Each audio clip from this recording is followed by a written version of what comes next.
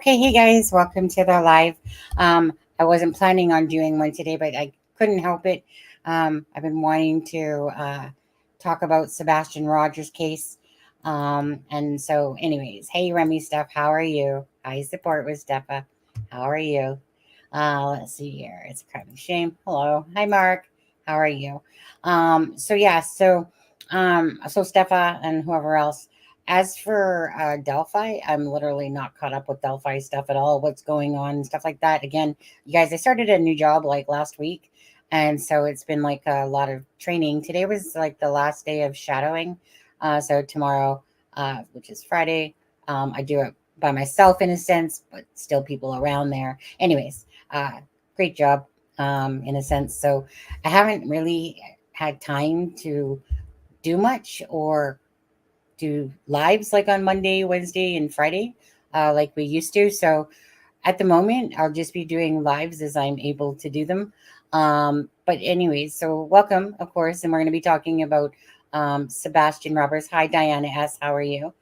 Um, so yeah, so I really wanted to talk about Sebastian Rogers case. It's a case for me personally, and I know for Aspen as well. But it's a case that gravitated definitely to the heartstrings, and kind of like Riley Strain's case, which was like 20 minutes away. And I know that there's stuff going on with that case, with them finding him without his pants on, and like he had a belt. And so I've kind of been keeping up on those. There's these two moms that are missing out there as well. I think that they feel probably that that one's like a personal, type of one, and they feel like foul play was involved for that one. Yeah, it is going well. I really love it. It's a great job with great perks and stuff like that. So, yeah, so I was just kind of sitting here like watching Nancy Grace, to be honest, as I was eating dinner. And I was like, you know what? I think I'm going to do a live. And so because I really wanted, like Christopher Proudfoot. I mean, dude, if you're watching this live at any point, like freaking Pinocchio, oh, what a web we weave when we first practice to deceive. You are such a snake in the grass and a skunk. Whether, regardless if you had anything to do with Sebastian Rogers' disappearance, you are nothing but a shade of freaking black, is what you are. Um, so yeah, and so it's like I know that there was Chris can kick rocks. Yeah, so we know that Seth yesterday had said, or he had said to I think another YouTube channel and stuff like that, and plus Ellie, had said that the glasses that were found by a group, but Seth wasn't in that group, but it was a group that was helping look for him. And that those glasses do not belong to Sebastian Rogers. So I was glad to hear that, because obviously that glimmer of hope that Sebastian, possibly is still out there, which I would like to keep up very optimistic in the Sebastian Rogers case for that, because it is such a weird case. And when you have Mr. Pinocchio over there lying, my thing about that is why?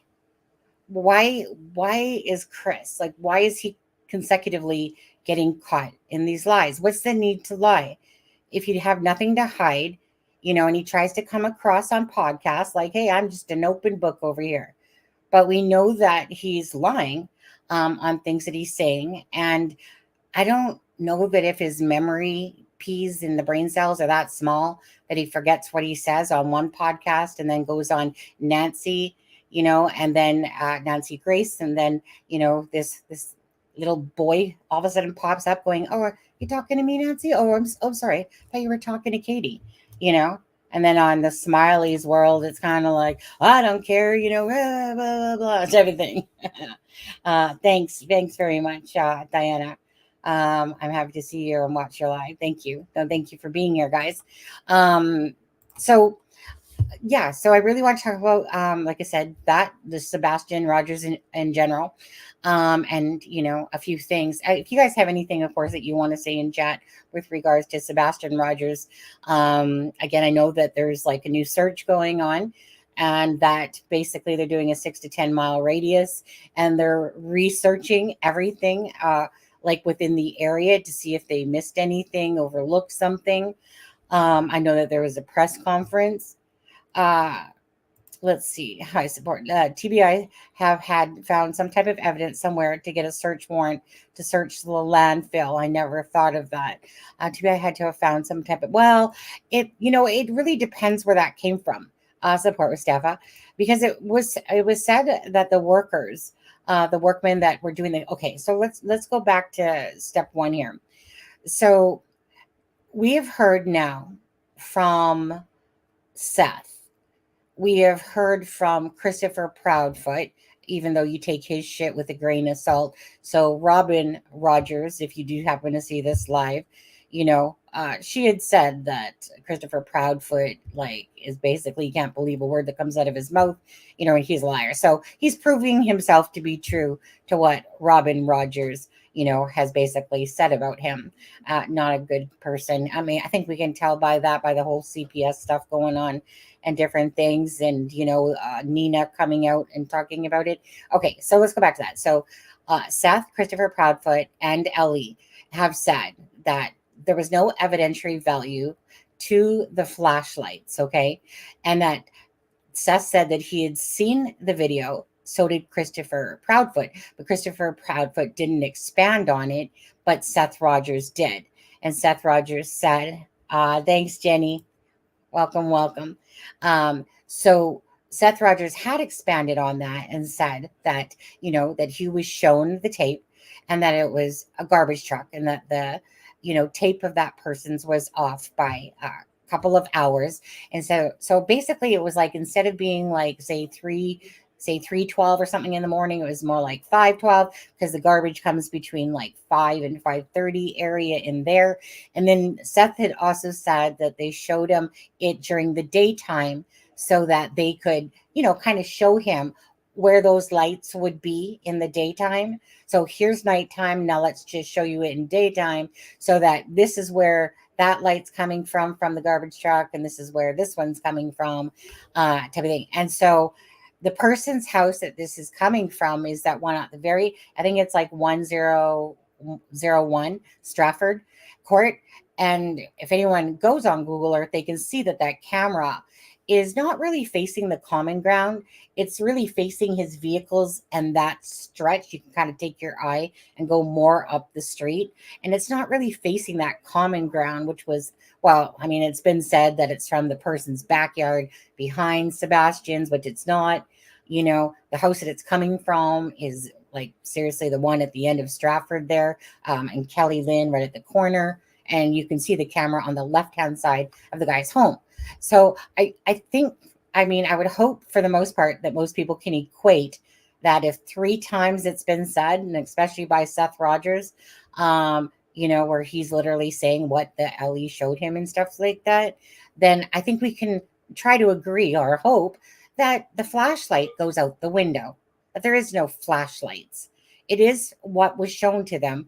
LE is not going to sit there and make up these fables. Sometimes conspiracy people want to believe in that stuff because they're convinced it is a flashlight and stuff like that. But, I like to be practical and use common sense. And if 3 people are literally telling you it's not flashlights, and it's, Seth saying that it's the garbage, and that LE literally showed it to him, right? Seth Rogers is coming on and she's trying to find his son and trying to be as honest as he can, with stuff. So let's see. I cannot agree more, but we will call out Chris for inconsistency. We call out Katie for her inconsistencies, but why is Seth inconsistencies excused? No, his inconsistencies, well, at least not to me, they're not excused.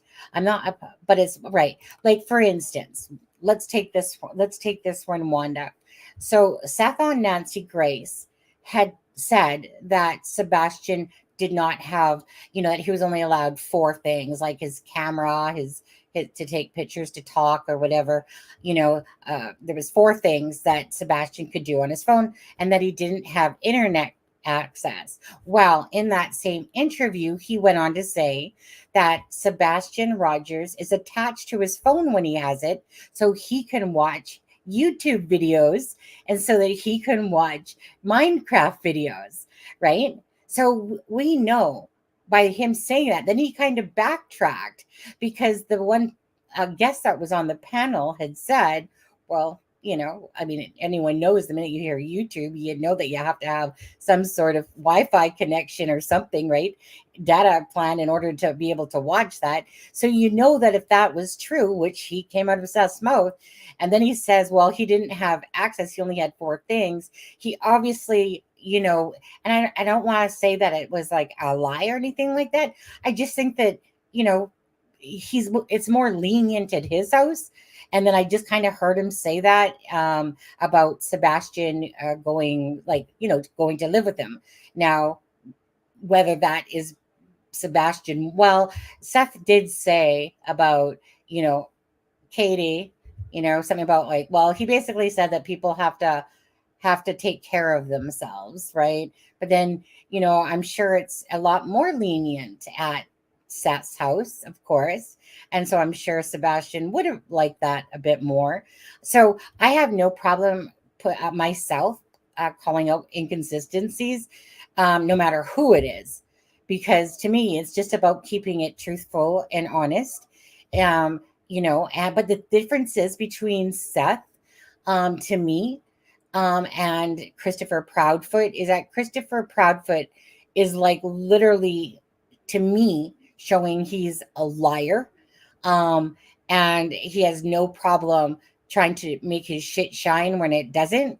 And I don't know if it's like this whole ego control thing. And then when on Nancy Grace, he didn't want to embarrass himself in a sense. I feel like on Nancy Grace, he was like this little boy with his tail between his legs. And then when he's on YouTube podcasts, it's like he's a different person. All of a sudden, this rawr kind of Chris comes out going, I don't give a shit what people think about me or say about me. I'm just here to be honest and truthful. And hey, let me just be transparent. Yeah, okay. Right. Up until Nancy Grace's interview when you double talked yourself many times. So, anyways, I don't have a problem calling out any inconsistencies from anybody. I don't have no vested interest besides the fight for Sebastian and to find him in it myself. Yeah, I'm not like, although of course Seth Rogers is to me is showing this side that this dad is out there wanting to find his kid. Well, it seems like Katie's sitting on her rough and tough there, and it seems like they're not really contributing to that extent. They probably think that they're contributing to whatever extent, whatever makes them feel good at the end of the day. Right? Seth Rogers is legitly going out there, boots on the ground, looking for his kid, anything that a parent really should be doing. How Katie and Christopher are portraying themselves to the public, again, that's kind of like, like their karma to the world in a sense. Like they're the ones portraying it, and it's because of the way that they've handled their interviews, the non information to the information, and just like I said, adding information, not saying this. It's like pulling teeth. And then on top of that, when you come across, Christopher lying, and it just seems like, Katie is like basically sitting on her rumpus, to be honest, is how it comes across. And well, you got the father here who's like basically, the more that this is going on is the more that Seth is actually being more vocal about it, and you can feel it, and you can see it. And he basically, and I think we're going to play that in one of the clips on Court TV. It's like he's trying to be nice about it, but putting those little boops out there to be like, well, it's not exactly what I'd be doing now, is it, Katie? Sitting on my little bumpus. So Sebastian was said, pardon. So Seth said Sebastian was essayed in San Diego apartment of Chris and Katie, was with a pedo there too. And that Katie is not a good mom. Right, he did say, I remember that, yeah, he said that actually. And hi, Elizabeth, how are you? Hi, Lacey, nice to see you. Love you, Lacey. Proudfoot drove to Washington, took a, Proudfoot drove. Now, wait, is that rumor? Is that drove to Washington State and then took a private jet? I don't know about that, Diana. So I'm not sure. To me, Seth is consistent. He's, for the most part, to me, Seth is very consistent. There's a few things, but nothing that's like being a big red alert or nothing like that. Whereas Christopher Proudfoot is like red flag, red alert, right? It's not Delphi. So I'm not sure, Diana, where you're getting that information. If it was from a podcast that Seth spoke on. So when I take information, 99% of that information will be because it's Ellie. It's coming out of Seth's mouth, or Christopher Proudfoot's, or Katie's. Now, doesn't matter if they're full of shit or not. I'm still taking the information that's coming from the horse's mouth. And if they're double talking themselves and all that stuff, well, then, again, like they're not fooling the public, that's for sure. Oh, yeah, how you're right, exactly. Prayers for Sebastian, absolutely, Wanda. And Lake Superior girl, like I said, hey, how's Crest at Polygraph? Right, absolutely. What a freaking joke that is. We're going to get back to that one in a minute. I'm sure that Seth is exhausted and is, oh, absolutely. He's exhausted and I'm sure he's frustrated, you know. And, then you have those little idiots on there that were going, oh, Seth sounds drunk or looks drunk. Um, I can't stand simple minds like that.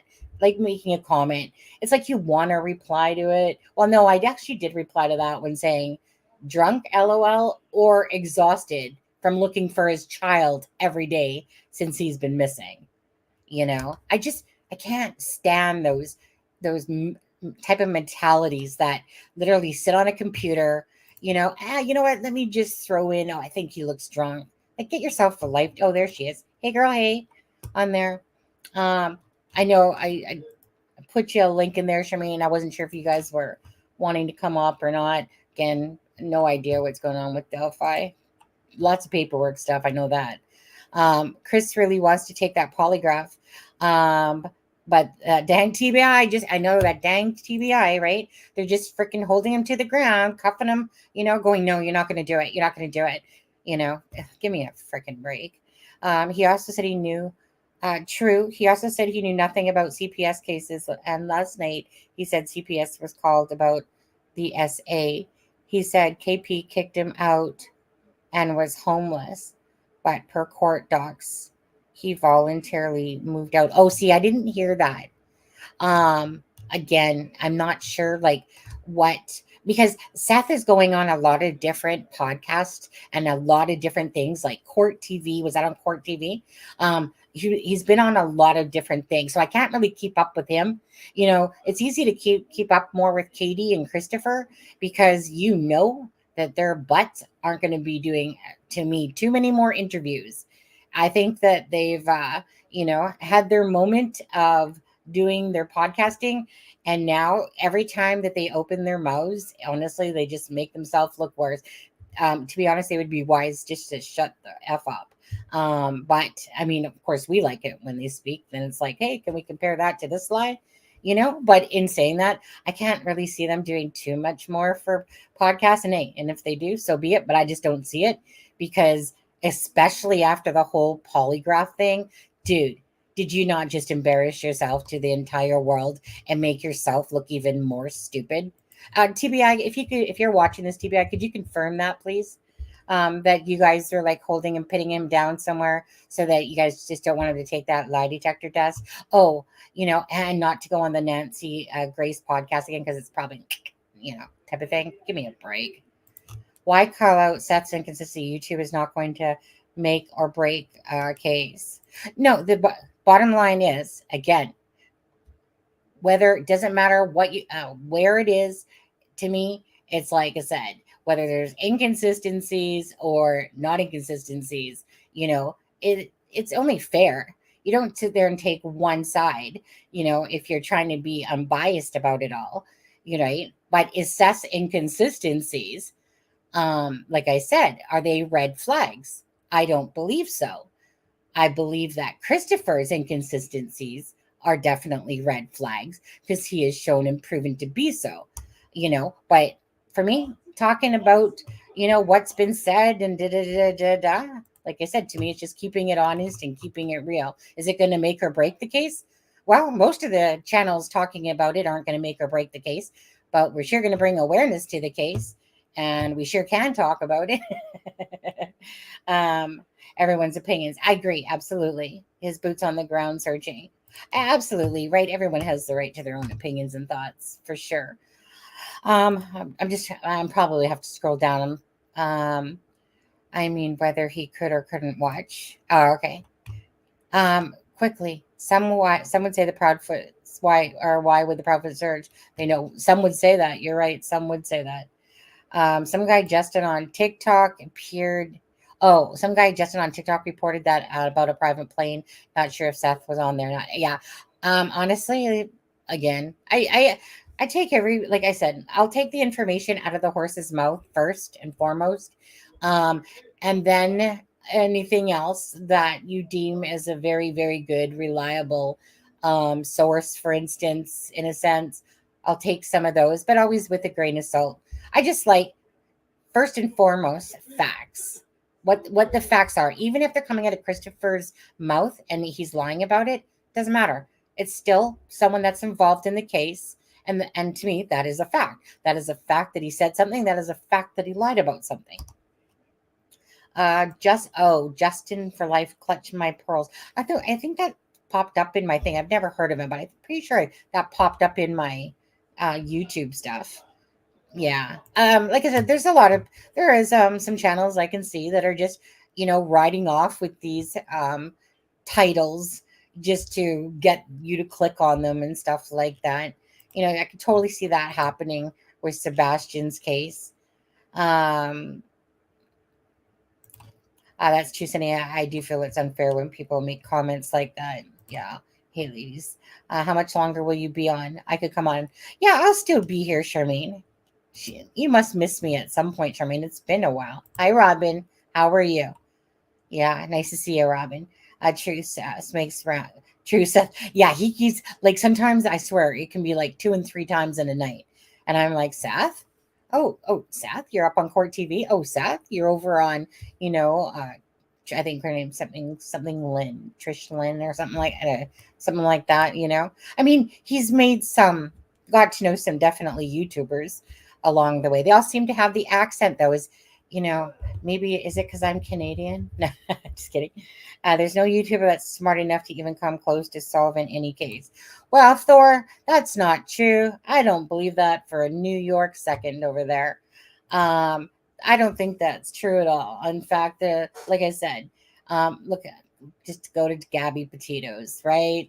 If it wasn't for stuff like that, it would have taken the police probably a lot longer to find the potatoes. But thanks, I just think, Thor, let me say this. I personally think that everyone has their places and things. Is it implausible for a YouTuber to help solve a case? Absolutely not. I mean, look at the credit card or bank card that they found, of Riley Strain, right? So that right there was information that said, chances are, even though they might have believed he was in the water, but having that card there was even a bigger chance. So I disagree, Thor. I disagree on that one. But I think everyone has their place, and there's plenty of space. And then there's just a lot of people that just ride off of things for money, and but whatever, right? Each to their own. I call it karma. What you put out to the universe. If you're a greedy SOB and you just live off of money and putting up fake titles and stuff, hey, you know what? And you have a following to go with that because people are stupid enough to keep falling for that. Amen. Amen to that channel creator. Because again, with good channel creators and bad ones, whatever, there's always those gullible people that just fall for anything. And it doesn't matter if you're on YouTube land or if you're in the real life, right? People like drama. People like to use bait click. People like to do whatever they can if it means lining their pockets somehow. And hey, so be it. If that's the way that they roll, then that's the way that they roll. Because if they got a following to back them up, just shows you that that's working for them. CPS may follow his case, but not will remove him from his dad. They have dad on video in prison working. Yeah, I went missing. Yeah, absolutely. Okay, I think I got it. Okay, give me 1 second. I'm just gonna have a quick drink. That's when I have a quick, no, not drinky. It's just Dr. Pepper. Just give me 1 second, okay? Talk amongst yourselves.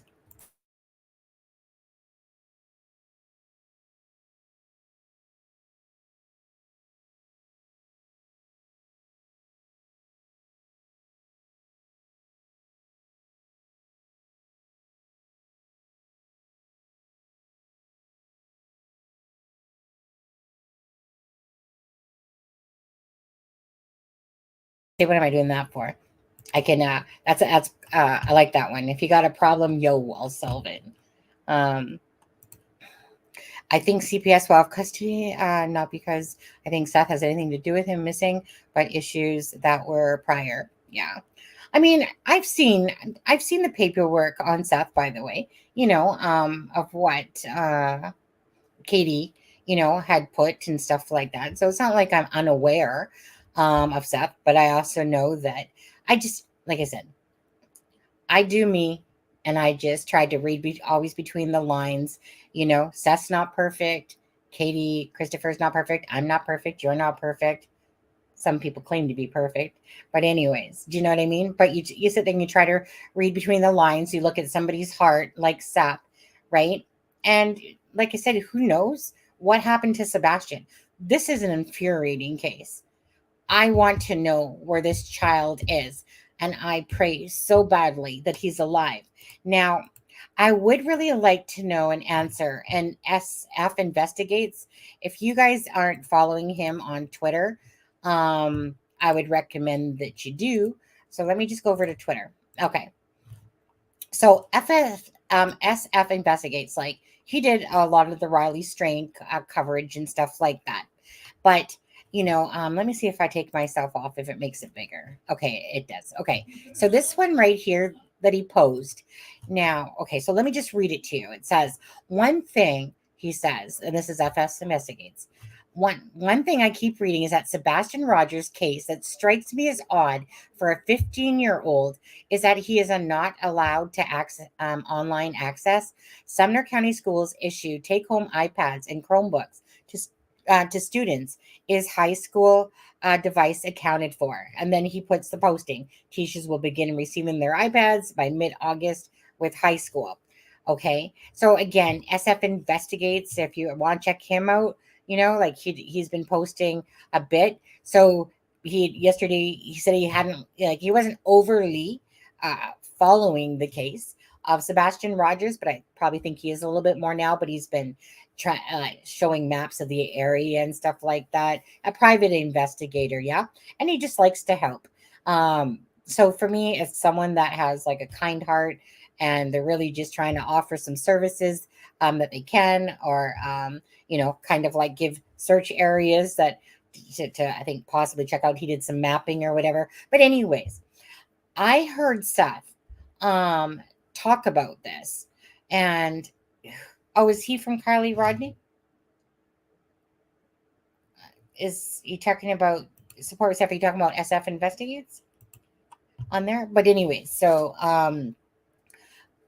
someone asked Seth about this, about Sebastian Rogers, and about like the computer or whatever at school. Now, when Seth answered this question, I'm not gonna lie, I didn't take it very wholeheartedly, because I felt like Seth didn't really know the answer, and he just kind of said something like, well, he's not allowed access to the internet, so is kind of what his answer was. And I was like, but I think that's you guessing without actually knowing. That's how it came across to me, whether I'm right or wrong. But it's just that when he said it, when somebody kind of hesitates and it's like they don't really know the answer, so they give their best answer. And it's kind of like, well, I mean, I don't know, kind of thing. But he didn't say it like that. It was just kind of like, well, it's not allowed access to the internet. So, and I would actually like to know that answer. So I wish that if Seth is on somebody else's podcast, or somebody, one of you guys, by chance is in there where he's talking, I would like it if somebody could email me back and let me know if you do happen to discover about like this true. Well, like I said, I don't know that Seth really knew the answer there. But I would like to know the answer, right? So somebody's got to know the answer if he was able to have any online access during school, at least, right? You would think that his parents, you would think that Katie and Christopher weren't that, like that ridiculous, that while at school they couldn't access, like, to do work on schoolwork and access, these things, because obviously, when you're 15 and stuff like that, you need to do your reports and like stuff, like you need to have some online access, right? I mean, we're not in a caveman day, I would think, but Christopher Proudfoot sure seems like he's a drill sergeant over there. Um, there's a reason for that. Sebastian was known to go on site he wasn't supposed to. Adult sites. Well, again, so Wanda, is that because somebody said that? Or is that because, thank you, Jersey Rep, for subscribing? Or is that because, some YouTube channel said it? There's a huge difference to me if it came out of Seth's mouth, or if it came out of Katie's or Christopher's mouth, or if it's just because somebody is saying it. I take that with a very little grain of salt when it comes to stuff like that. Um, I mean, we all know that that stuff's everywhere, but I don't, I don't know that that's so much fact as is that more of a guess or somebody said that. They say no internet, but kids are smart. Of course they are, but in saying that, I mean, they're saying that Sebastian is smart, but they're also saying that he's 15, but he's not at that intellectual level either. And that he doesn't know, Seth is saying he doesn't know the concept of time really, or the value of money. Like, if he had 20 bucks in his hand, he would not know how much he could get for $20, or, basically nothing. The info that is out there, Seth spoke off record with many people, just like many of us knew of the essay before last night. Well, again, no offense to you, Wanda, whatsoever. So if he's speaking off the record, and we're not literally hearing Seth say it to us, and people are saying what he said, again, I'll take that with a grain of salt. Because I would only really truly believe in it if Seth Rogers himself verbally said it on somebody's YouTube channel. Beyond that, people can say whatever they want to, and does not make it true. It's true if I'm literally watching Seth say that.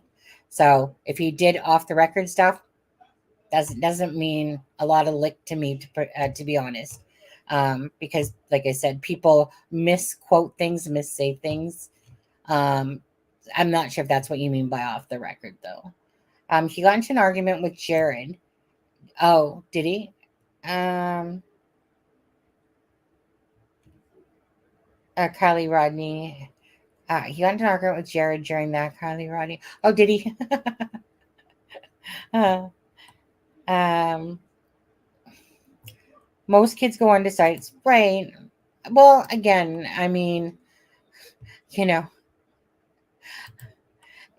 I mean, typically, if somebody is online at some point, no matter who they are, they're going to come across a P site, you know.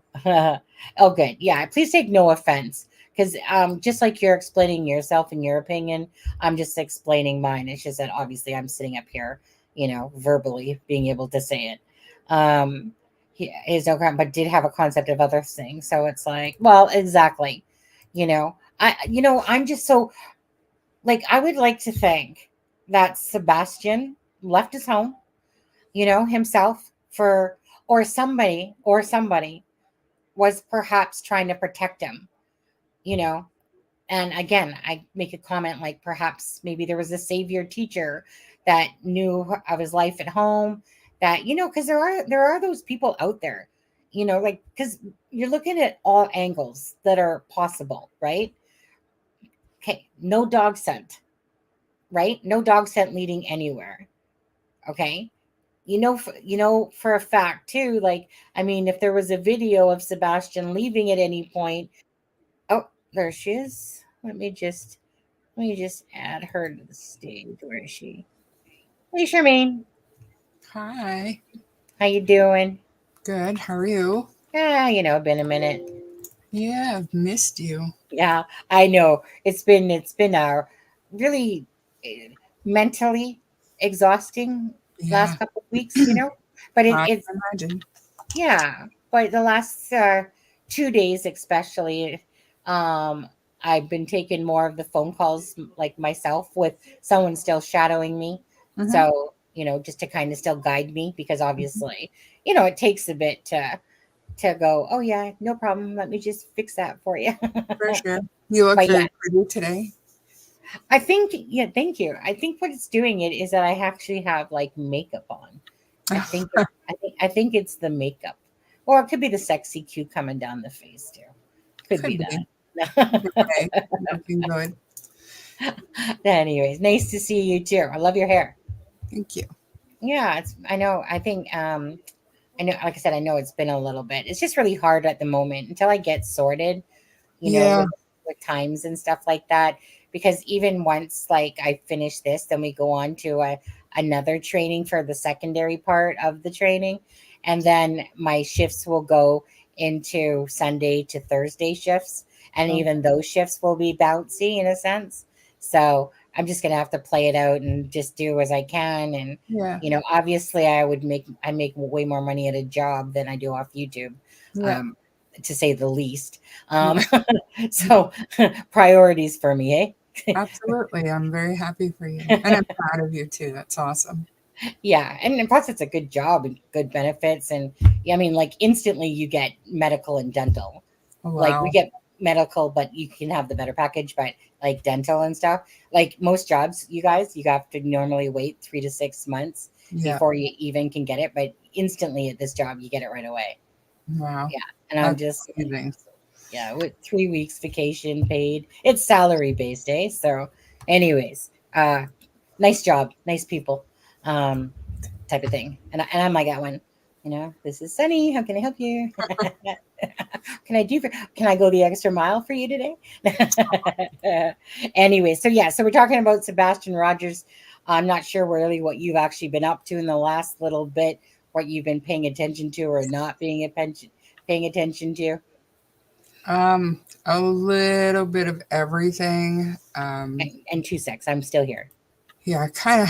I've been keeping tabs on the Sebastian thing, and obviously I've been doing a lot of reading on Delphi as much as I can. I was thrilled to watch the Koberger hearing today.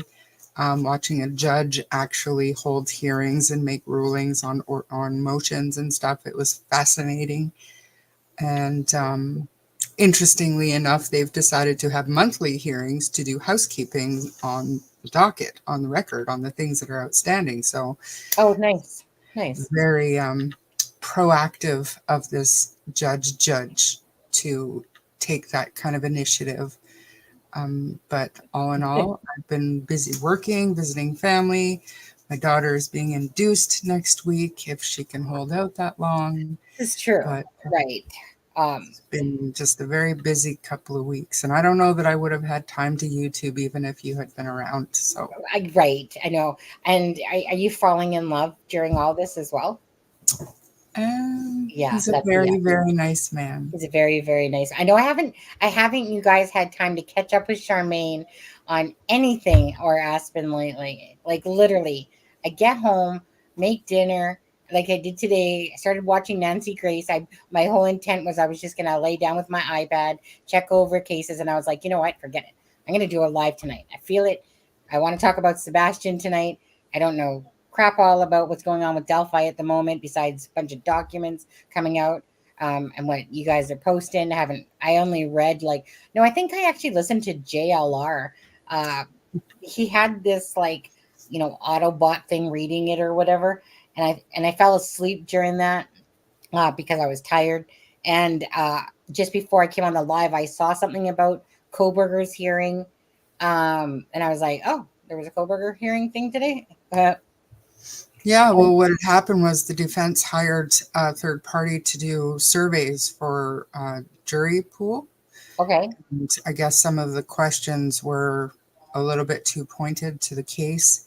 Oh, Um, the defense is saying basically that all of the information in the questionnaire is stuff that's out in the media in the public realm anyways. So it was just kind of gauging who Yeah. knew, who was seeing stuff. And the prosecution was saying that this is in direct violation of the non-dissemination order. Uh, So basically, I believe it was set for April 10th. They're having another hearing so that they can talk to the person who came up with the questions. right. And, Oh, so, like I okay. said, it's just really refreshing to see a judge Yeah. hold hearings and hear both sides and take things under consideration instead Yeah. of just, Yeah. What are we at? denying without hearing. Yeah. I was Yeah. gonna say, I'm trying. I'm just gonna, like I said, Delphi. Said, I'm gonna have to listen to you and Adam when you guys have time to see Mm-hmm. what's going on with that. Honestly, I'm just waiting for it to get to trial type of thing. Regardless, I don't believe there's going to be no cameras in the courtroom or anything like that. No, but apparently I've learned that there is in Indiana, there is a courtroom feed. So no media cameras are allowed in the courtroom, but that Maybe the somebody, feed, yeah, perhaps. somebody mentioned maybe the feed will still happen. But after what happened at the hearing there, I Yeah, don't know that she'll even grant that. But I think that has to be a completely separate order. I don't think that the no cameras in the courtroom, the denial of that motion, I don't think that that covers the in courtroom feed. So I don't know. We'll have to see. yeah. We'll just have to see. Yeah. Yeah. Okay. So, how up to date with Sebastian Rogers are you? So I have been watching and paying attention. I did not see yesterday's interview with Seth, I believe Are it you talking was, about on but I Court saw TV? snippets of it. Yeah, Court Court TV. TV or Nancy Grace? Court TV. I did see Nancy Grace, but the Court TV one, I saw it come across my feed today, but Well, I didn't have time to. to be honest with you, I'm just gonna there's a 10-minute clipping of it with Julie from Court TV, and I know she's talking about she's probably I haven't looked at it myself. I did watch the full interview with Seth Rogers yesterday. I know Mhm. that the docket, Eric, and again, if you guys don't follow him on Twitter, you guys should be. He has a YouTube channel as well called The Docket. Um, I know that he had told me he was watching Court TV, so I said, "Hey, send me the link," because he's like basically saying that Seth is blasting Katie a new butthole type of thing. Well, in a harsher way of me saying it. And because, he's being a little bit more outspoken, right? And so but he said he was watching it on YouTube TV. So I was just like, okay, I'll catch it later when it comes out then. Because, you can catch it. If they're doing it at that exact moment, you can catch it in his closing arguments thing. But if you miss it, typically you have to wait for them to post it a little Yeah, bit later. yeah, But anyways, and then there was the Nancy Grace one, and because I'm sitting there watching the Nancy Grace one when I got home, and I'm like, why are they still going on about the glasses? I mean, they yeah, literally because it was posted a couple hours ago, right? Like probably 3 now. I'm like, why are they still going on about the glasses? Like, Nancy, are you clickbaiting that tag there because you know that the glasses were not related to Sebastian? So why am I looking at this from 2 hours ago? And I'm pretty sure that at the end there, it's almost like they inserted the fact that they didn't belong to mhm, Sebastian. So, which tells me that it was probably pre-recorded in a sense, and yeah, that they only posted it a few hours ago, but really it was done yesterday prior to Ali and Seth talking about the glasses and how they yeah. weren't Sebastian's And on I know there. that when Vinny was live, I want to say yesterday, when Vinny was live and he was talking about the glasses, and I kept putting in because his chat is so busy, I kept putting in because I had literally just seen that post that they weren't connected, the glasses Yeah, weren't connected, but right. he's ignoring me because we broke up, so he didn't see it. So pretty much 90% of the show until somebody did a super chat or something and said the glasses are not related according to Yeah, TBI or whatever. yeah, So, yep, but yep. that was just kind of I guess they just don't check for updates because he said, well, as of last night, they didn't know, and I was like, well, that's Yeah. last night. It's like 2 o'clock in the afternoon, Ben. But Well, I know, and Mr. Chris, we'll call him Pinocchio, hmm, uh, not Proudfoot. There's nothing proud about that dude. But we'll call him Christopher Pinocchio Chris or whatever, because, like I said, he told Nancy Grace he would take a polygraph test anytime, any place, he said. Right now, this is barring the fact that he already said on another podcast, let alone on his Facebook, in a Facebook group. Yeah, someone said, did you guys take the test? And he's like, yeah, and we passed, right? And then in the podcast one that on Nancy, great. Actually, let me quickly play that for a second. Actually, I'll play that one out for a minute here. Nancy, you guys can you guys? Oh no, I haven't shown it to you guys. I suppose. Okay, nice, Nancy. Look how I left her mouth. Heh, Nancy. Okay. All right, let me play this part out here. And not to take a polygraph. Now, very curious. Dave Mack didn't, Mr. Proudfoot, Chris Proudfoot, Sebastian Rogers' stepfather, didn't he tell us he would take the polygraph anywhere, anytime? Isn't that true? Yep. He said it. Anywhere, you name the place, I'll be there. He also told us, should I believe him or my lying ears, that he has never taken a polygraph before. Didn't he tell us that? That's what he said. He told you that. Okay. Dave Mack, crimeonline.com investigative reporter, did he not tell another outlet he had already taken a polygraph and passed it? Yep, he sure did.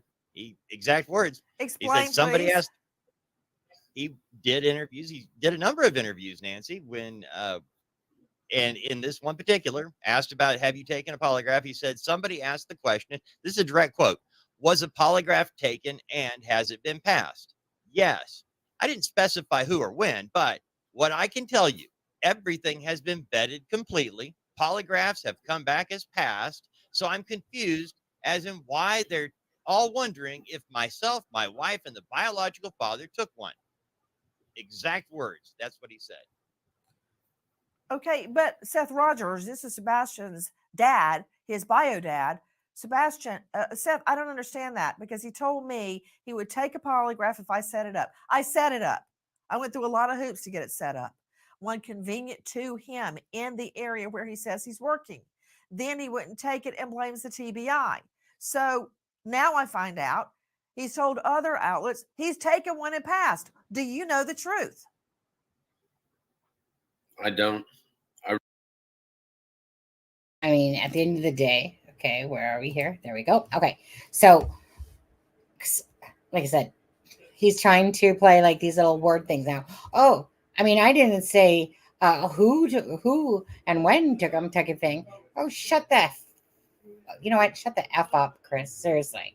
Right? So it's kind of like on the Facebook post to the group, he says, yes. Did you both take the test and whatever? Yes. And we passed. Right?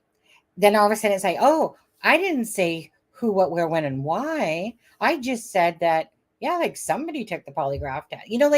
Like, dude, like, who do you think you're playing with? Like, you're making yourself look like a total idiot, first of all. So, yeah, like, so here he is trying to claim that he did. And then you could see him getting just a little uncomfortable in the original one, well, the one that she played there, where he's like, no, I didn't. But you could see for a second there that little bit of, okay, because he knew. And it's that look because he knew what he had said. And then when he comes across, like, meaning if you got nothing to hide, there's no reason to lie.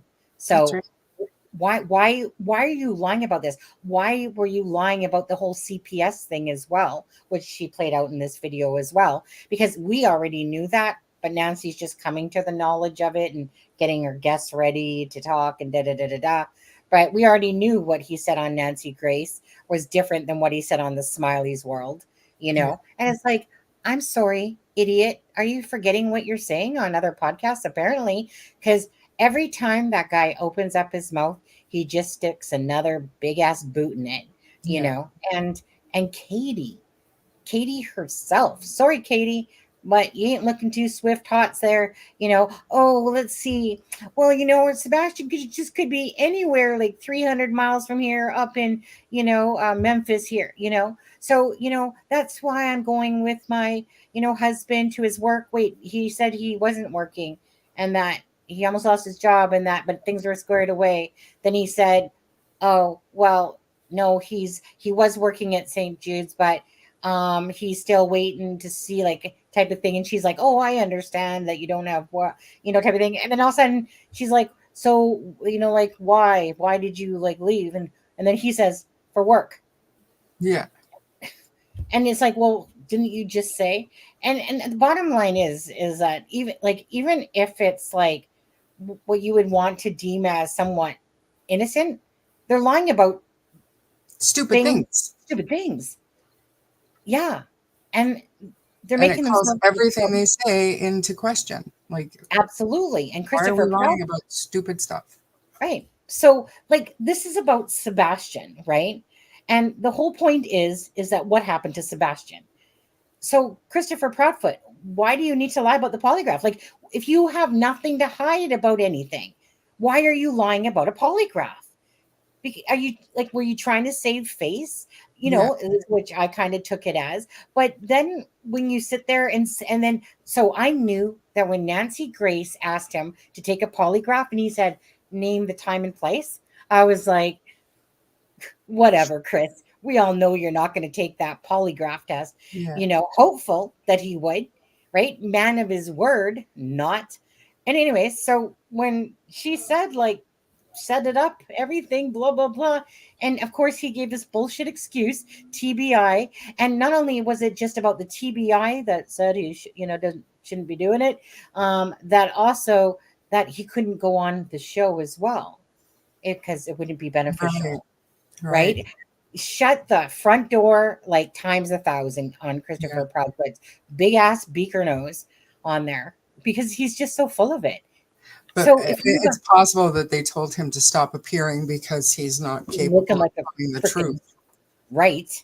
About stupid shit. That's. But yet Christopher Proudfoot, Charmaine had said, oh no, yeah, I was talking with them, TBI, and they're like, yeah, you're doing great on those interviews. Yeah, you're doing awesome. Right. As if they're sitting there going, yeah, good on you. Way to sit there and blast out your whole, abusive stuff on an autistic child stuff. And, but yeah, do not cross Nancy Grace. Right. I know she's like me. Don't make me out to be a fool. If you if you sit there and you try to bullshit me, right, I will find out that truth and I will plow that right back in your face because nobody's to me is going to make me look like a fool and sit there and lie to me.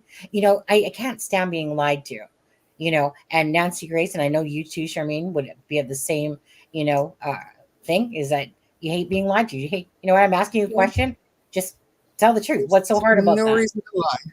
No reason to lie.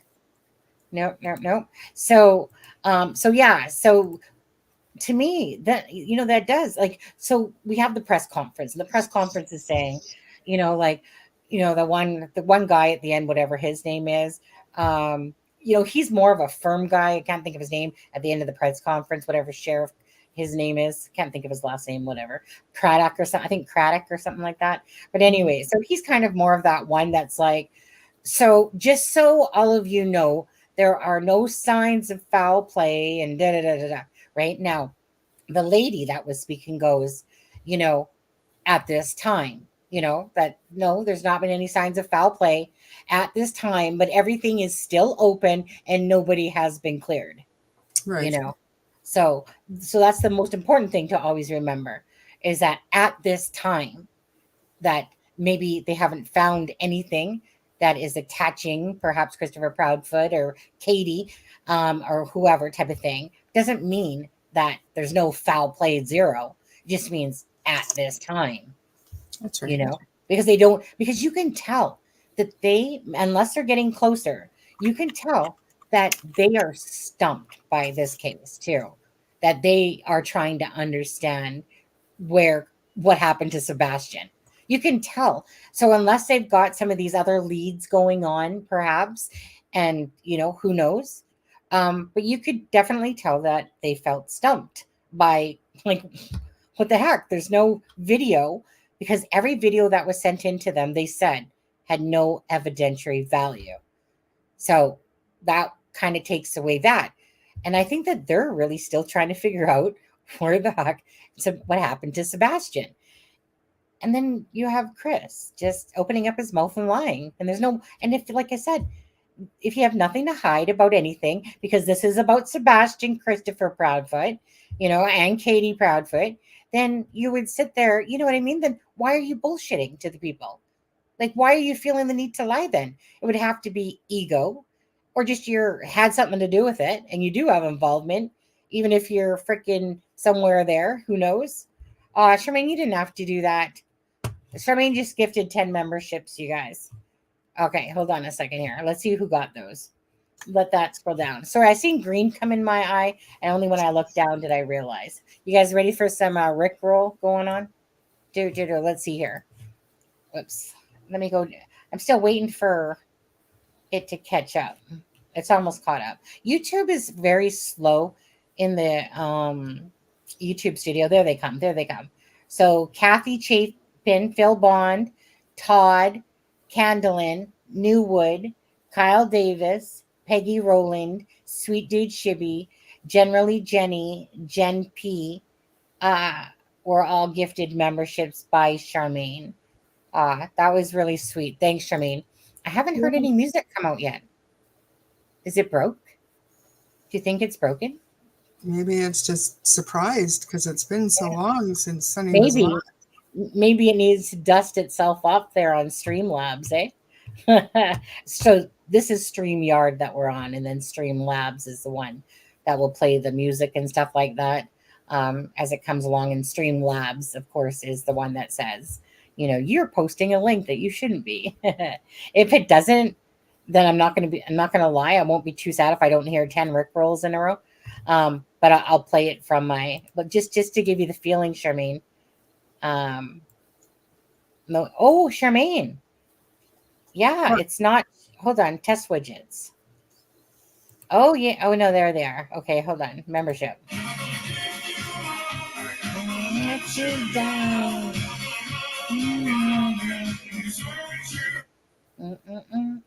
Did you hear that? Did you hear it? Did you feel it? I did. Yeah, Warmed it's my not. heart. I'll play another one for you later. Anyways, thanks to Charmaine, you guys. Make sure you give her some love and hugs for if you're in chat right now for those gifted memberships. Thank you, Charmaine, for doing that. Okay, so let me play, because I haven't seen it, you guys, but let me play that 10-minute clip of the Court TV one. And this is the one with Julie. Charmaine, did you have anything to say before I play it? No, I'm looking forward to seeing it. Okay. Well, let's just make sure that Aspen knows that we do not miss him. We just like him being in spirit with us, but not physically, like on this panel right now. Why is he backstage? I have no idea. No, Charmaine, denial. You don't need to feed his ego. Okay. Anyways, let's play that. Diana, I was late. I did not get a notification. Well, there should have been a notification. Anyways, so let's play that. Let's see here. Court TV, expand ya, play ya. Let's take a look at Julie. She's beautiful. Wait, I can't. I guess I should play it, huh? Says that he left the house without any shoes the night on February 25th. His mother was the last person to see him and says that he left the house without any shoes on and just a flashlight. So where is he? Searchers continue looking for Sebastian. And this morning, we have a very special guest joining us on the program, Sebastian Rogers' biological father, Seth Rogers. Seth, good morning to you. And might I just start by both saying thank you and just that my heart and the hearts of all of our wonderful viewers really go out to you. The agony that you're going through, I can't even imagine. I've seen you do some interviews, and I've been so amazed at how resilient you are, and you've talked about how nothing is going to make you give up hope. Tell us, please, where's that drive coming from? My son. He's my life. He's my heart. He's not here, and I'm not complete unless I have him. So it's the drive to be whole again. You know, I applaud you for holding out hope, being so resilient, being positive, and who knows what can happen with this investigation, and any day could be the day Sebastian comes home. From your perspective, Seth, how satisfied are you with the investigation being done by TBI? My son's not here. They have no evidence. They haven't. Sumner County is the one that's like doing it. TBI is assisting. I've asked TBI to take it over. They haven't yet. There's just things that I don't think have been done. What would you like to be done, Seth, that hasn't been? I have a list of stuff, but I don't know if they've done it or not. I mean, there's been questions that have been asked and things that have been answered.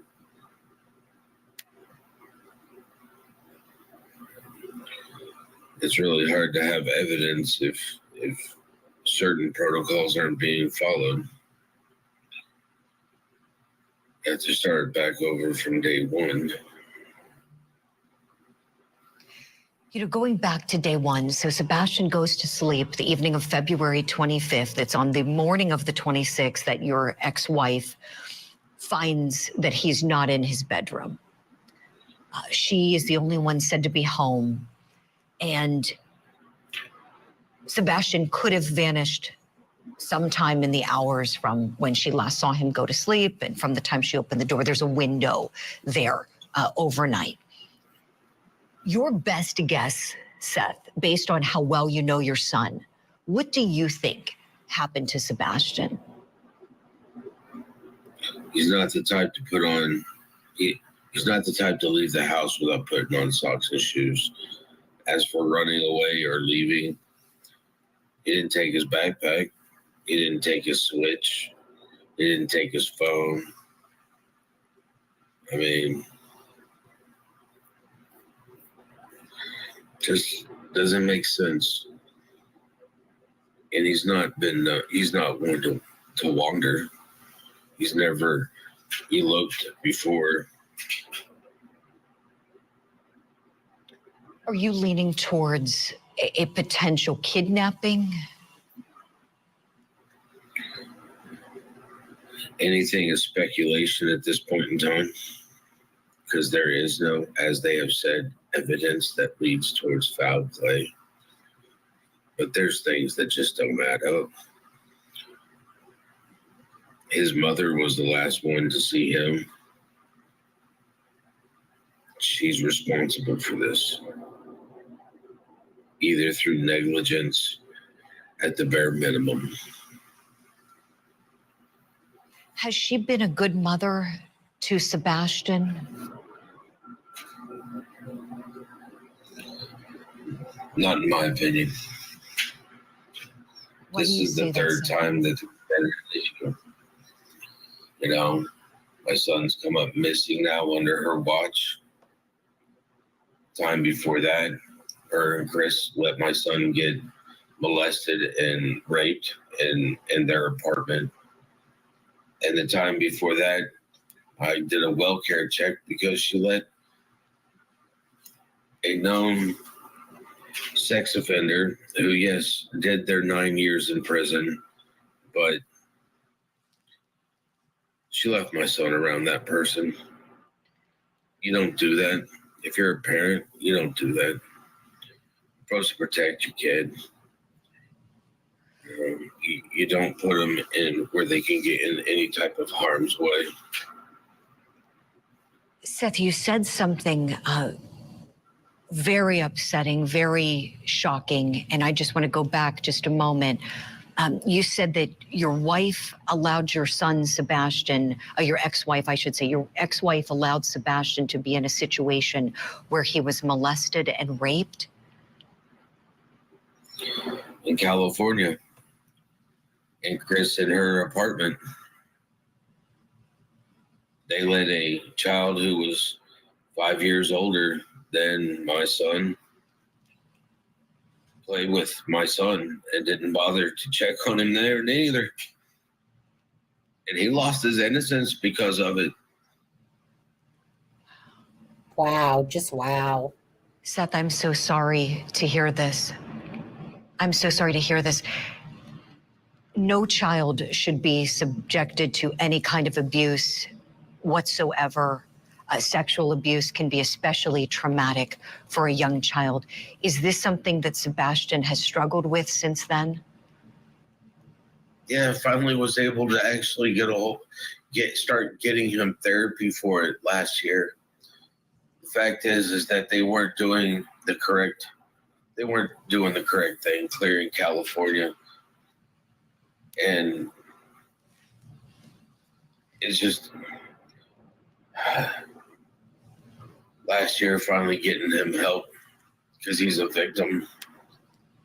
And now I'm finding out not only was, he was a victim of that, he's a victim of not getting the help he needs. And,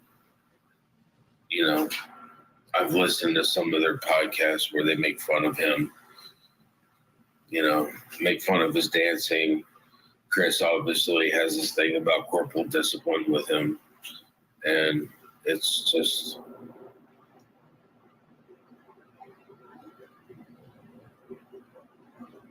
it's not good. Seth, I'm so I sorry. need to find my son. Right. And he's going to need extensive therapy now to put him back on the right track. Yes. Was Sebastian the one who told you about the sexual abuse that had happened? His mother did, and my son did. This happened in California, so Sheriff's Department, CPS was involved. Sheriff's Department was involved there. They wouldn't give me the kid's name, his last name. But at least the only thing I was able to do there was put the detective over that case in contact with the school psychologist so that at least they could protect the other children from this child. Right. So no juvenile proceedings commenced or anything like that, Seth, with this child? He wasn't brought to juvenile court? Not in California. Mm-hmm. No, in California, kids 13, they're like, he's too young to prosecute. And they wouldn't do anything about the parents either. Seth, I'm so sorry. I'm so sorry. My heart breaks for you for so many reasons, and this is just one more of those reasons. Tell me, please, Seth, what else do you want the public to know as people all over are hoping and praying for your son Sebastian's safe return? That I'm just looking for him. I need people to help. I'm just one person. I can do a lot, but I can't do everything. And I have to find him. Absolutely. You have to find him. And we will continue doing everything we can here at Court TV to help you find him, putting his picture out there, video, talking about him, and hopefully he is somewhere where he can be brought home safe to you soon. Seth Rogers, thank you so much for this talk. Thank you for sharing all of those things. I know it's not easy. Every good wish as you hopefully bring Sebastian home safe soon. Thank you.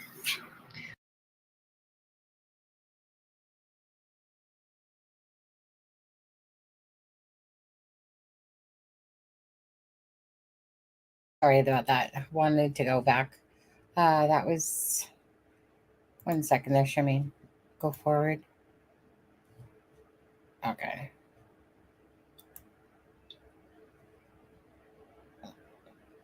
Just give me 1 sec, Charmaine. Okay. I put us back up there, but holy, that was a load full of information. Wow. I suppose. That poor boy. Yeah, just trying to let this stupid ad play through to see if it. I just wanted to. Well, I guess they really didn't show Seth in this picture, but okay, we'll leave it on. Okay, we'll leave it on there. Okay, so at the moment, I'm just trying to take this all in, to be honest with you.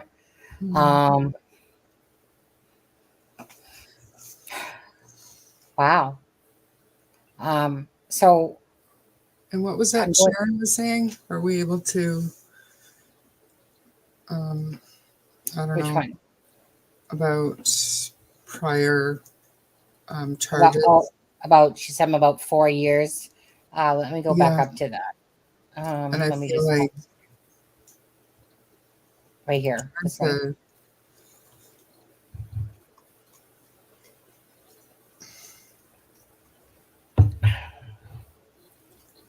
Sharon, where did you hear that? Was that on like JLR? Because JLR publishes quite a bit of stuff on the Proudfoots and stuff like that, right? Like, like we need. Boy died how?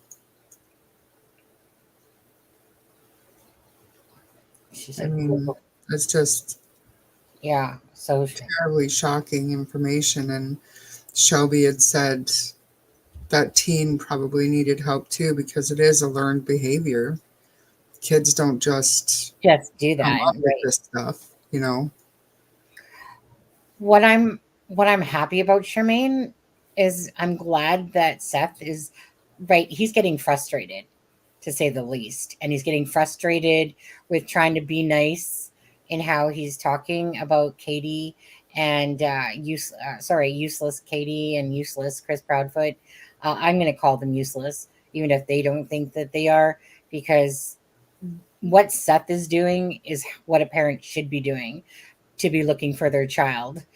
I couldn't imagine sitting on what I consider my tough at home, or I'm just going to follow my husband to his job. And, and it's almost like the whole weight of the world seems to be on Seth. I think that Christopher and Katie definitely obviously have these dark secrets going on, and their past is coming up to the fruition. And I'm glad that Seth is being more vocal about truer feelings about Katie and say Christopher. And this, I'm just still trying to absorb what I just heard here.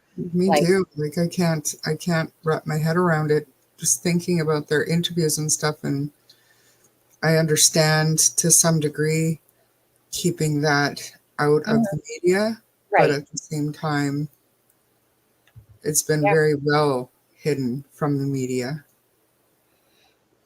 Well, to some, I would say, to be honest with you, I think that there's some of those sleuthers that probably have put out some of this information because they would have, there's the ones that go like right full force into it, get all the previous convictions and this and that and stuff, and deep dive. And but like I said, to watch Seth actually come out and himself start saying, that basically that, like I said, he was trying to be nice when he said that Sebastian was kind of come live with them because people need to take care of themselves. And, I know that I heard something about, and this could be a rumor, could not be, probably not, but I heard something like that Katie was an alcoholic at some point. And to be honest, it would just mesh in with all the stuff here.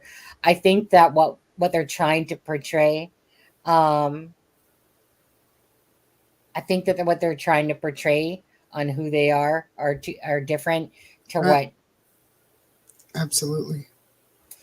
I remember someone saying that in chat, something from the beginning, like when you watch Katie, I don't know about you, but when you're watching her and how she's talking, and you feel like there's something that's just off a little bit, like you don't know what it is, because I didn't deep dive into no backgrounds of Katie Proudfoot and stuff like. But when you're watching someone and they're doing stuff, and you just kind of get that vibe, like okay, there's more here than meets the eye, but you're not really sure what it is. And can't put your finger on it. And there's always been that with those two, just, you know, yeah, their emotion was genuine, but it was hard to place if it was if it right.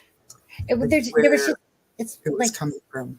when a piece of that pie is missing, that they're talking, and Katie too, you Mhm. know, I found myself kept watching her in her videos, in her interviews, and just watching her eyes, her emotion and stuff like that, you know, and you just kind of felt like, I don't know, there was something off about it. I don't know how to explain it, because it's kind of like, yes, you try to put yourself in somebody else's shoes because you're not them, and you know they're not you, but it doesn't shock me in a sense that there's more behind Katie than what we know. I don't know. There was just always something weird about even her emotions. Um, I'm gonna Google it. Chat is putting in information, so I'm gonna Google. okay, yeah.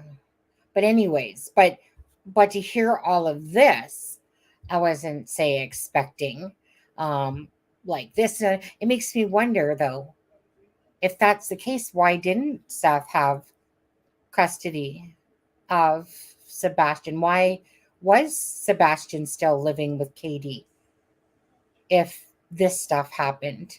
I have to wonder that too. You know, I don't know. I mean, he said that it wasn't like nothing was done about it. Pain it was, right? Landon Payne case is unrelated. Okay. Yeah, I figured she was on a lot of. Well, you know, Katie. The more Katie was seen on interviews, the more I actually was more questioning her than I was say at the beginning. In a sense, just meaning her what she was saying. Like one of the things that did bug me, and this was well before it was when I first seen it, and I was one of the first ones to see that interview. Like when um, Chronicles of Olivia had dropped that interview, like there was only a couple hundred views at the time when that one dropped. And it's been mentioned a few times now, but there was always that oddity of when she looked over to Chris and was like, it's kind of like, and we, you know, went to pick up your niece. And it's like, and even when he's sitting there like nodding as if he knows how the day went, in a sense, that struck me as odd. He made that comment about we would have heard him go out the window, and it's just all those little things that you just kind of, you know, I put the little red flag against in a sense along the way. But I always just figured at this point, um if they had involvement, that they would have been arrested, because surely their GPS and everything. Did you find it, Charmaine? Anything? No, no, I didn't. I'm wondering because all these people are saying they read it too, but the picture didn't. Like, do you have a link Maybe that you Sharon can Park. put to that, Sharon? Yeah. Sharon, you have mod rights there. Can you drop the link into chat? Because You can there's drop nothing links. coming up for me, but I'm also in Thanks, Canada, Sharon. so I'm kind of Sometimes us Canadians get a little bit burnt, don't we, on some of that stuff? Um, censored. yeah. Anyways, thanks, Sharon. If you could do that, that would be great. Um, I know. So, Charmaine, okay, as this case has progressed into, you know, oh geez, what day are we on? So it was the 26th, I think we're on day February. 39 now, 39 or 40. So yeah, okay, because I mean, obviously there's a full 31 days, and so 31 plus 4, so 35, 36, yeah, it's like 39 or 40, correct? Because there was 29 days, so 26 and 3 plus 4 is 7 plus 8, so 38, 38, 39. I think Yeah, that's well, I 30. saw 39. Now I can't remember if that was today or yesterday because my days are kind of blending together right now. Yeah. Well, it depends Okay. if they count 26, 27, 28, 29. So if they count that, that's 4 days plus 7. So, and then 8. So 7, 8, 30. Yeah. So I'm thinking 38, 39. I want to say 38 because that's what the numbers equate to, but maybe because 39, 39. Okay. So as this is progressing, Charmaine, like this case really, it has my, has me by the gut, the heart. I'm just so confused by it all. Honestly, like it doesn't make sense at all. Like it just, like I said, this child just vanishes and, he's not seen on camera.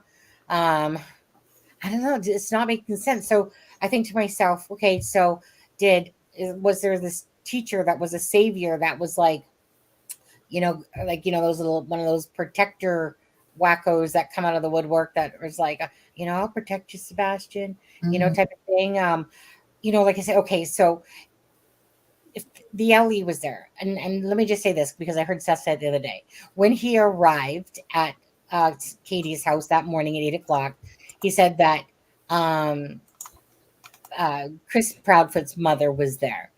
So she must have arrived, obviously, before Seth did. Um, and I just think, I don't know, like, honestly, I don't know what to think, to be honest, because if he was to go out the window, the mulch would have been disturbed. Okay.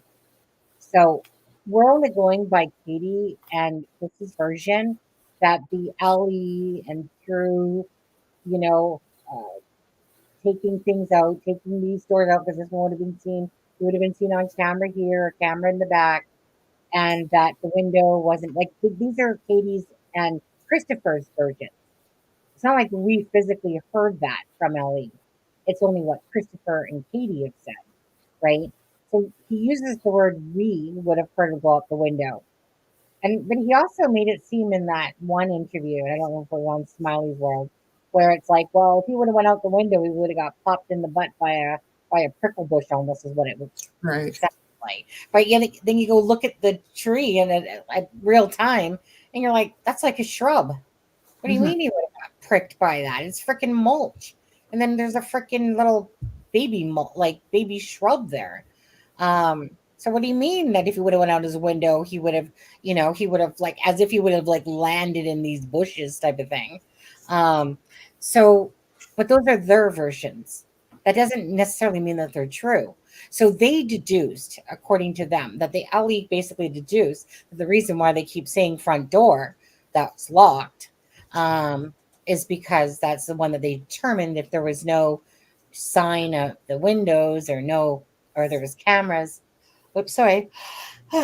Yawning, getting tired. At the other two, then it must be the front door. But again, that came out of Chris and Katie's mouth. But now that we see that Christopher is a friggin' ass liar and Katie's doing herself no favors in the public eye, what do you think, Charmaine? Like, where's your brain at with this whole thing? My brain is stalled completely now at the lies that have been told by Chris. And if my child was missing, Sonny, you couldn't pry me out of that house. There's no Absolutely. way that I would leave to help search, but I would not abandon the entire town or state for any reason if my child was missing and there was any possibility that he would be home. Yeah. So I struggle with that. I can't because I struggle with that too because we're those type of parents like you're like you're not going to bully us away, you're not going to do this, like basically it's going to be like come at me, like really, right. because I feel like again I feel like if Chris was away at work and something had happened inside the house, I don't think that she, to me, and I could be wrong, but she doesn't come across as a very good liar. So if something did happen inside the house, he knows right. and would have helped her kind of, But do we know for sure that he was seen on camera Sunday?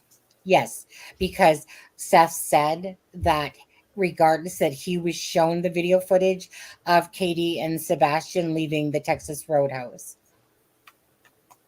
So I'm On going to send you this, Sunny.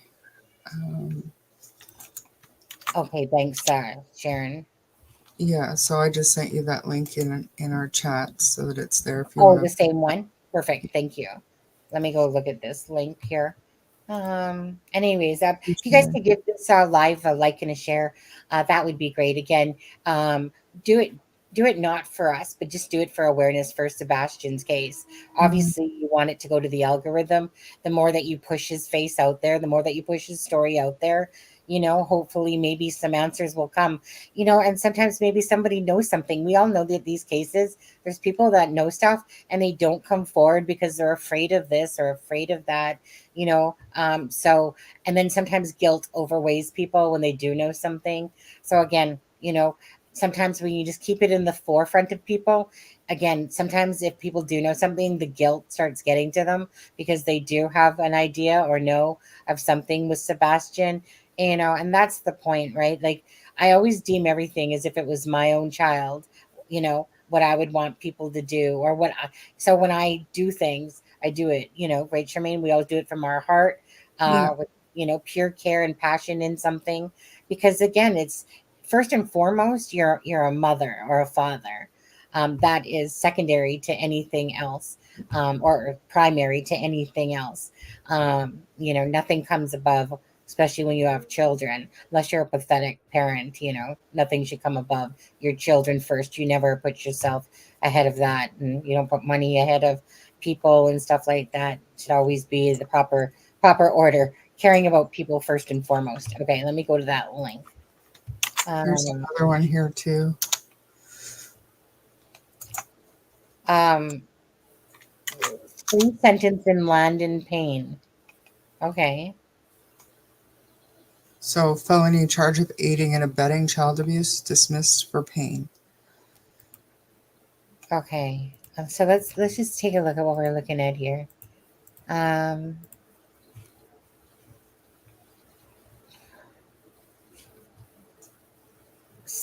So that's a big photo. Trying to look at these people's faces. So who's this? Chat is thinking that it could be her parents. Okay. She's the fourth person charged. So as an accessory, I think, or aiding and abetting. Like if you scroll down on that a little bit, like past that foot. Here, let me bring it up a bit here so people can see it. Scroll down here. Oh, well, that's what my legs look like. Right there. Payne is the daughter of. Oh, Katie Payne. Mm-hmm. Yeah. Pleaded no contest to amended charge of committing an intentional child abuse without injury, so starvation probably. Right. Reducing her possible jail time from 20 years to 5 years. She was initially charged with accessory, a class 3 felony. Payne is the daughter of Sharon Turnell and the ex-wife of Scoville. She's scheduled for sentencing November 2nd. Okay. And we're positive that this is the Katie Payne that's attached to. I'll have to look into it. I'll have to like, just do my own verifying to make sure that like we're not, well, obviously these people are pieces of crap anyway, but This was in 2009, so 5 okay. years probation in 2009, Gary said. It's not going to shock me. Like I said, obviously Seth keeps having innuendos about Katie in a sense. So, like I said, sometimes these things happen where the dirty laundry just comes right out in the air. Yeah. Yeah, but I mean, that raises more questions for me than if I don't know, man. I don't know if Seth knew this, then, Well, that's what I want to know. and I don't mean that, Don't know yet. maybe he didn't get custody for his own reasons or whatever, and we know that he did move from California to be closer to him. I mean, But there was those 6 documents, remember, Charmaine, that you guys sent, or Aspen sent, or was it you? Remember those 6 documents on Seth and Katie, and about Katie claiming that he was abusing, and he said, "Nah, she's." Do you remember that? yeah, Yeah, I never fully read those documents, but I read the gist of it, and I was like, okay, I can, like, meaning women do that. Men do these things, but women do. Women are the bigger game players when it comes absolutely, to. Oh, 100%. absolutely. Like, like, oh, really? You're going to do this to me? Just wait. I'm going to fuck you over times 4 type of thing. So women do that shit. And, I mean, I try to look at the, like the big picture and the real story behind it without knowing fully the real story. But who seems to be like the people that seem to have the past here, you know, Yeah.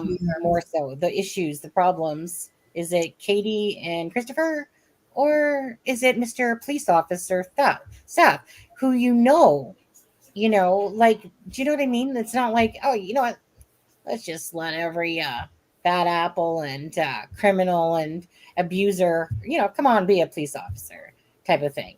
Um, I wouldn't doubt. I wouldn't doubt it if by chance Katie did uh, exaggerate something, maybe for the rights of Sebastian or whatever it was. I'm gonna have to go read that back. But, Um, that is a dark history. yeah, That is quite. dark.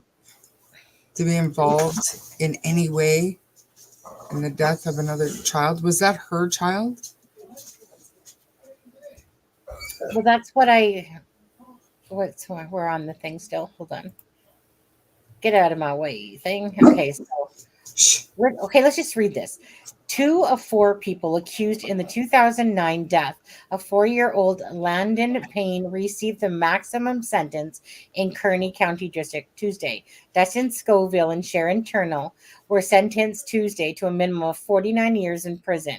They were eligible for parole in 24 and a half years. Sharon Turnell's husband, Charles Turnell, was sentenced Tuesday to 19 to 20 years in prison. He will be eligible for parole in 9.5 years. Can't seem to talk. Scoville, Sharon Turnell, and Charles. Okay, I don't like saying that last name for some reason. All pleaded no contest last month to child abuse charges stemming from a 2009 death of the child. Um, let's see. The state said that in court Tuesday, the Scoville is responsible for the final blows to Landon's head, ultimately resulting in his death. Oh my God, so freaking pathetic. I can't stand listening to, I just can't stand people that abuse children at all, because you have to picture it. When you read that, now you picture this blow to the head of this child, just like Harmony Montgomery and stuff like Yeah. that. A 4th person involved in Landon's death, Katie Payne, earlier this month pleaded no contest to the amended charges of committing intentional child abuse without injury, reducing her possible jail time from a maximum of 20 years to a maximum of 5 years. And then I think Sharon said she did 4. She was actually charged with accessory class 3 felony. Payne is the daughter of Sharon Turnell and the ex-wife of Scoville. So it was her cousin's kid, Gary A. is saying. And I Okay. want to know who the Turnells are to her. So that is her mom. That's her mom. Okay. Sharon Turnell is Katie's mom. Mom. Right. So that would have been her sibling's child, or You know what? Once it gets past a brother, sister, uncle, and it starts getting into cousin once removed and stuff, my brain explodes. I'm not 100% sure if Seth is a police officer or if he is employed by the sheriff's department in some civilian capacity. The Correct. only reason, I mean, no shade whatsoever, but the only reason I question it is because he does He have said, quite long hair. because what?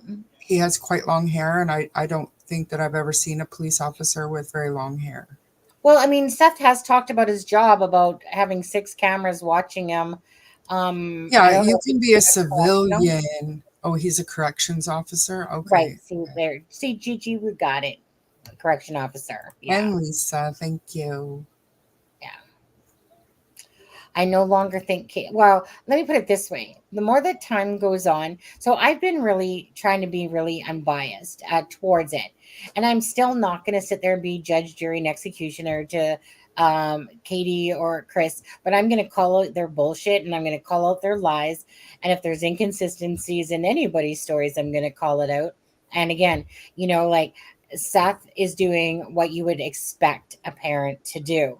Right? He's not Katie and Christopher Proudfoot. Well, Christopher Proudfoot in his polygraph test, like I said, I mean, how embarrassing on yourself to the public. You literally just made yourself look like a lying freaking Pinocchio face by literally sitting there having Nancy Grace offer you this test and you sit there and pull that bullshit. And you know that the TBI is going, like not only from taking the polygraph test, but not to go on the show as well. Dude, keep wagging with your tail right up your ass, basically, you lying mother, bleep, bleep, bleep. Anyways, that guy is so like, regardless if he had anything to do with Sebastian or not, like I said, he's just a lying mofo now. He's just he's full of himself. Robin Rogers was correct when she originally came into our chat, which is Seth's mom, and said that, can't not believe the guy or word that comes out of his mouth. He's a liar. He's an abuser. Well, we've come to see that that's all come true, haven't we, Robin Rogers? So, at first, I don't know, right? We don't know too much about the backgrounds and stuff like that. Obviously, the mom didn't like Christopher Proudfoot, but hey, she said why, and for good reason to her, and spoke about a few different things. But like I said, I think we're all seeing that come to fruition, that Robin Rogers was not wrong in her assessment of Christopher Proudfoot. And like I said, to me, Katie and him. Katie, they're just digging themselves a grave pretty much for even just for public opinion of them, you know. No, they're Um, definitely not doing themselves any favors. so I'm gonna quickly show this again because where is it? So you guys know I put out a video, or some of you guys do, that I put out this video that has like the information of Sebastian Rogers, and then it has like the timeline and everything in it as well, as long as like the different notes and stuff like that. Okay, so then there's the timeline. Um, there's as the case moves forward, because there is a few things that I would like to add there that I didn't put in, but there's also new information that keeps coming out.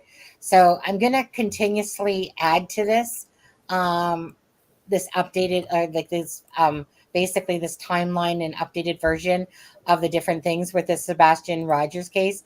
And again, these are ways that you guys can help Seth Rogers. Okay, so he does have okay, this is the Rudders. So if people want to go help and aid in the search, okay, or pick up flyers, they can go to the Rudders from 9:30 to 6 p.m. daily. Okay. But I would verify that again, but that was the latest information about that, the search. Also, there's the GoFundMe, Finding Sebastian Rogers Family Support, the GoFundMe. There is the Cash App right here, which you can scan the code, send it. And this is his Cash App for Seth Rogers. It's not mine. This is Seth Rogers. He was on T-Rev, and that's where I actually got it from, was T-Rev's channel, because I knew I had seen it. And so as Seth Rogers was on there, T-Rev was putting up the Cash App and the different GoFundMes and different things as well. And yeah, and just of course, giving the video or live a like and a share, just to bring out the awareness. And so this video I put out a few days. I'll try to update it this weekend as I got time. I got a lot of stuff going on this weekend. But anyways, for anyone that is interested in reading the timeline as we know it, and there's, like I said, there's more events that have happened. Like for instance, the money. I forgot to put in the money. So as for the money, Seth had made a comment actually about Sebastian having money, that from Christmases and stuff like that. And then I remember Christopher Proudfoot was talking about a week later they had found this ATM machine that Sebastian had built in the closet, which still houses money in it. You So want to check your email? yeah, okay. Sent you an email. Spoke with Chris this morning. Okay, let's take a boo. Let me just. I gotta go and go find it. Okay. Um.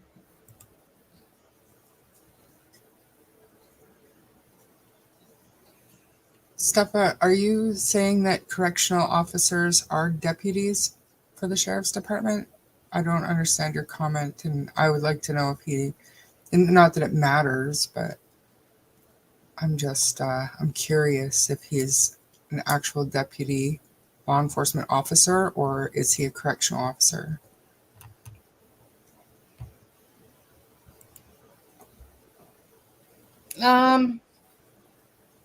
You know what? I'm not. I couldn't say no for sure, because I okay. You know what? I pulled him up. Hold on a second.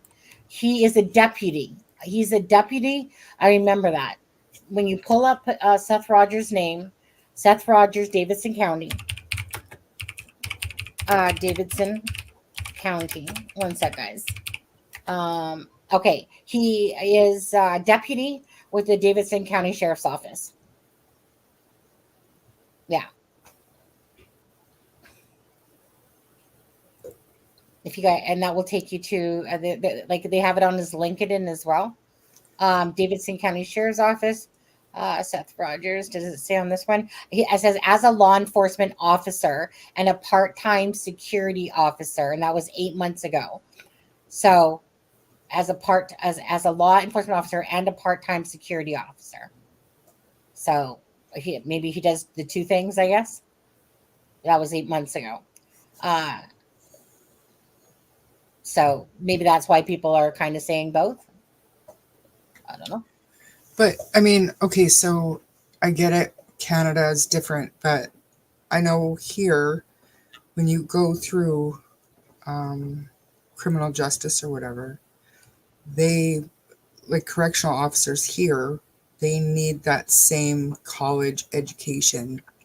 And then they go into their different training programs, right? You either go into the police academy or correctional officer training, but you still need the same college education. And I believe that they're still considered law enforcement.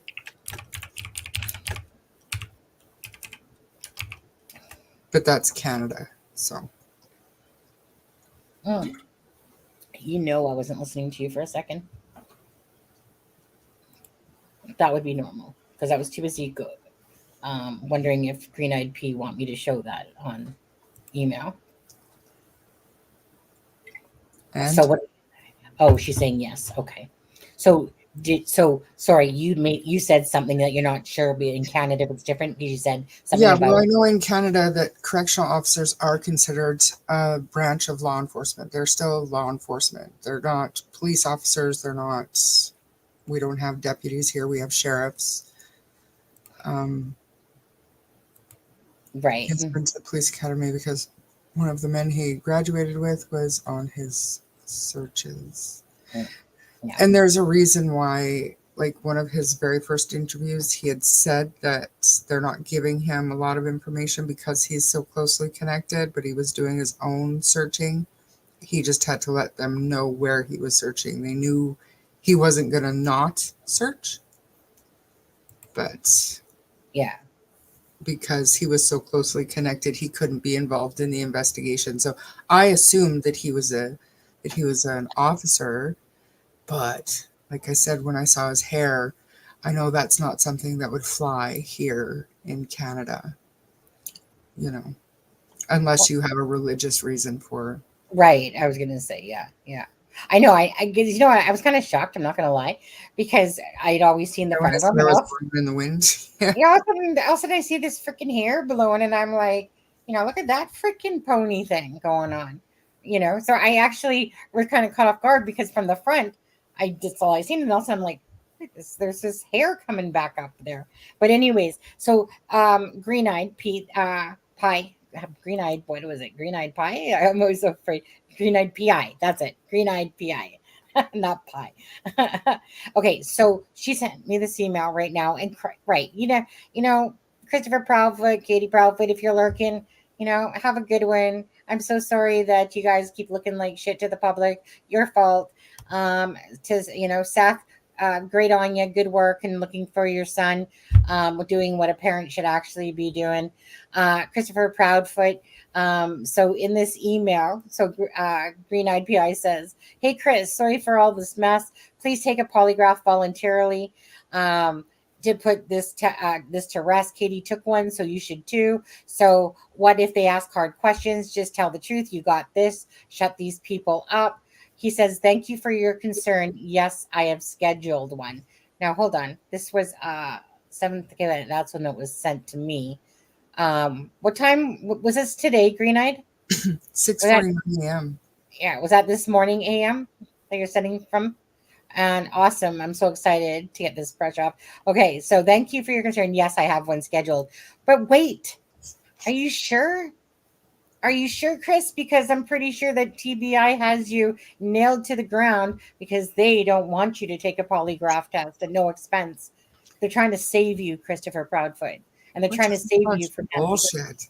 Oh, I know. It's a crock of crap. It's like Megan Boswell saying that she couldn't take a polygraph test because she was pregnant. Number one, she wasn't pregnant. Number two, what? What does one have to do with the other? I know. On there. Oh, I'm sorry. Christopher Proudfoot, I'm sorry. And you guys, I'm trying to give you guys the benefit of the doubt. I'm still not accusing them of the guilt towards Sebastian because that will come out, that will come out in the woodwork, to be honest with you. Like that will come out. But are they doing themselves any favors? Absolutely not. Are they making themselves look like there's some sort of involvement, even though, the police are saying that at this time there's no involvement that we've come across. Either way, trust me, they're to the public eye, anyone that follows this case, because it's getting massive and more massive, and people are going to be more going, "Oh, I remember those ones. Remember the ones that were sitting on their tough, sitting there while the real dad's out looking for their son, and these ones are off going, just accompanying my husband to work, just because Sebastian could be anywhere, just could be anywhere like 300 miles away, and that's why I'm here with my husband." No, you wuss. Get back to your home where your son, if your son comes home to you, and do what a mother should be doing, I guess. But if she has issues and stuff, I don't know. Both of them are just pissing me off personally, just from a public opinion point of view. And apparently, it was more in passing, but they said that she was beginning to receive threats and stuff. So in that way, I can kind of see wanting to leave the house, but I wouldn't leave the state. Right. And if there were legitimate threats, then the police would have helped them. Yeah. Well, honestly, at first I was, trying to give her a bit of a pass, going, okay, I get it. Like some people, all you have to do is go boo, and they freaking run from their shadow.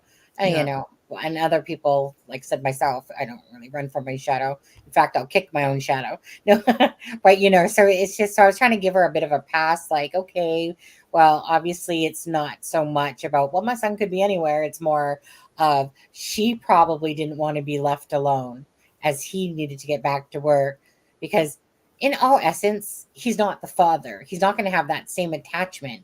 I mean, some They worked away all the time, right? I think there's a reason why he was gone for a month and didn't come home, I'm sure, on the weekends. Like I said, I'm pretty sure that they were having some marital, right? I mean, it's already been really alluded to. And it's been asked to Seth a few times there. And again, he's been trying. Seth has been doing it for a while now, trying to be very respectful in what he's been saying out of his mouth. And then as time is coming on now he's like, okay, gloves off. I'm tired of looking at these people basically taking off. And, while I'm sitting here doing boots on the ground, trying to find, our son type of thing. And yeah, and then you have this crap with Christopher Proudfoot. I don't believe him for 1 second, eh, Green Eyed? She said, Sonny, he didn't want to take Nancy's right. Make Nancy Grace look like shit on TV. Okay. Way to go, Chris. But we'll take one with his buddies at the sheriff's office. He will not. Christopher And Proud. what buddies at the sheriff's office? Yeah, he will not. Because he's a liar.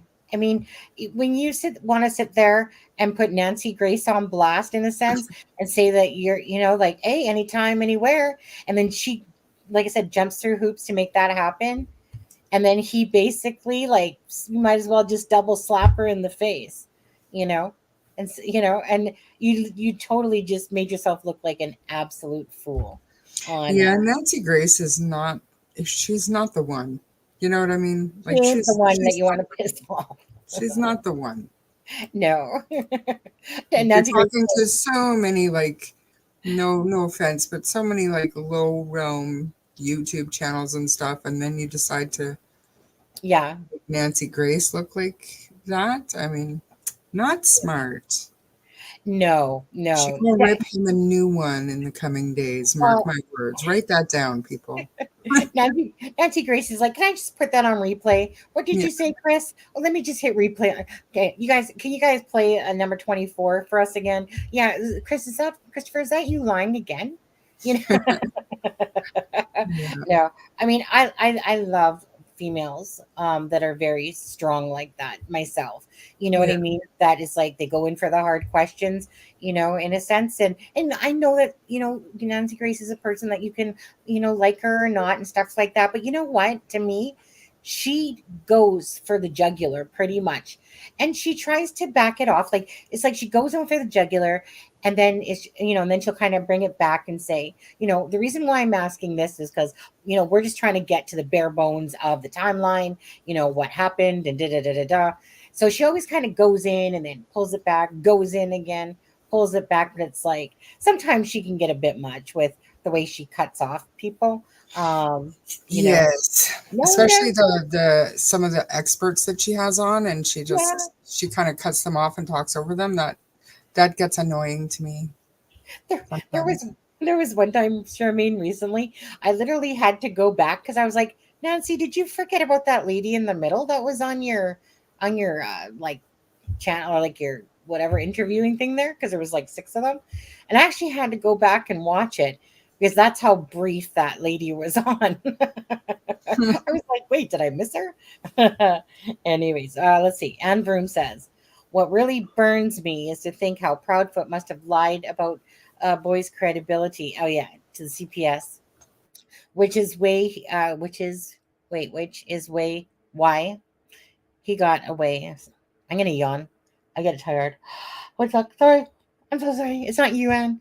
Imagine how awful that was for the boy to be played like that. Yeah, which is why he got away with mistreating him. Yeah. I do not like Christopher Proudfoot. Do not like him. The more and more he opens his mouth, the more he talks. I just don't like him. He's just a narcissistic, controlling, corporal, like you said, corporal type of person. Like kind of like what Nina said about him. Like, it's basically he has to get the last word in. It's like he can't lose a fight. He can't stand to lose an argument. He has to have control, type of thing. And and I look at him, and I'm no offense to anybody here, but when you look at somebody and you're like, dude, you're a 5 on the look scale, first of all, and yet you speak like you're a 20, you know. And like Green Eyed said, like 5 marriages, like he's the common denominator. Right. I mean, that just adds bonus points right there. Definitely, dude. You're probably sitting at 100 out of 10 for sure on the looks factor and personality factor. Not, I know. So it's like when you see that stuff, and then you see this barking personality come out, you're like, you go back underneath that rock where you crawled out from, all right? And come back out when you're a better person. See you never. Yeah. You must have them jailer over in your pants. We done got him in my pants. I saw him there one day. Well, Steph is just on a whole different conversation here. Look at this. While visiting I my think base. they're still talking about corrections officers versus police officers. Yeah. Probably. So to Oh, me, law enforcement is a very broad term. You've got, hmm, you know, right back. I'm in, still in here. Canada, we've got corrections officers, we've got city police, we've got federal police, we've got, Hey, don't forget our Royal Mounted Canadian Police. yeah, the provincial police, the RCMP, and then you go into DOT, like the Department of Transportation. Those are also sheriffs, but they're law enforcement. Just different acts and different laws to be enforced. Mm-hmm. So we've got many different realms of law enforcement in Canada, and I suspect it's probably not all that different in the States. It's just the language we use Oh, I'm blurry. that it can get people mixed up. So when we're saying law enforcement, people are automatically thinking, oh, investigator, detective, police officer, Yeah. where it could mean a number of Wait. different things as well. We don't know. Charmaine, can you give me a second and I'll just be right back. So just keep talking about that stuff for a second. Oh, she wants me to be a broken record. Yeah, just keep going for a minute. Just for a minute. Go ahead. Go ahead. I really like Anne Broom. Pretty much everything she says impresses me. So I'm going to read her comment. I put it all on Mom. She should never have brought a selfish, domineering SOB like Proudfoot into vulnerable boy's life. That was her job, to protect him, not abandon him to the whims of that jackass.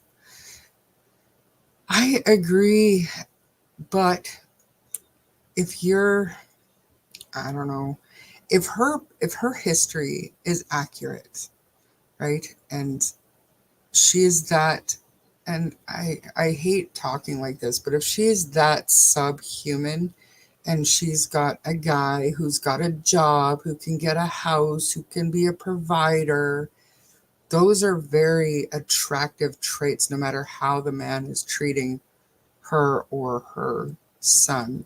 She could see it as he's a good provider. He's a good father figure. He can teach him how to be a man. I'm not excusing it. I guess I am kind of excusing it, giving excuses for it, but I'm just giving maybe some thoughts that some weak women, that's just, they're very attractive selling traits, no matter what the man's demeanor is like or how he gets his stuff done. He's a provider. He had a beautiful house. He worked a lot. And to me, the fact that she stayed on the phone with him basically until Sebastian's bedtime, until her bedtime, 3 hours or more. I had a partner like that, where if he wasn't at home, he needed to know that I was at home. If he was away working and if he wasn't busy on the job, he was on the phone with me. Like, he needed to know exactly where I am. You're right, I'm too harsh. It's just knowing now what was going on. It's always 2020, and even for moms where, they don't see it while they're in it. They don't see it until they're out of it, and they look back and say, oh my God, I cannot believe that I stayed through that. I cannot believe I allowed my children to go through that. It's so common. It's not right, but it's so common. Chris's parents got that house. Oh, did they? Little gambler. Hi. Did I see that right, that their house is going up for sale soon? That is also weird. It takes a long time for most normal parents to move on. Like, I know cases where parents still to this day, their kid's been missing 20 years and their room is exactly the same.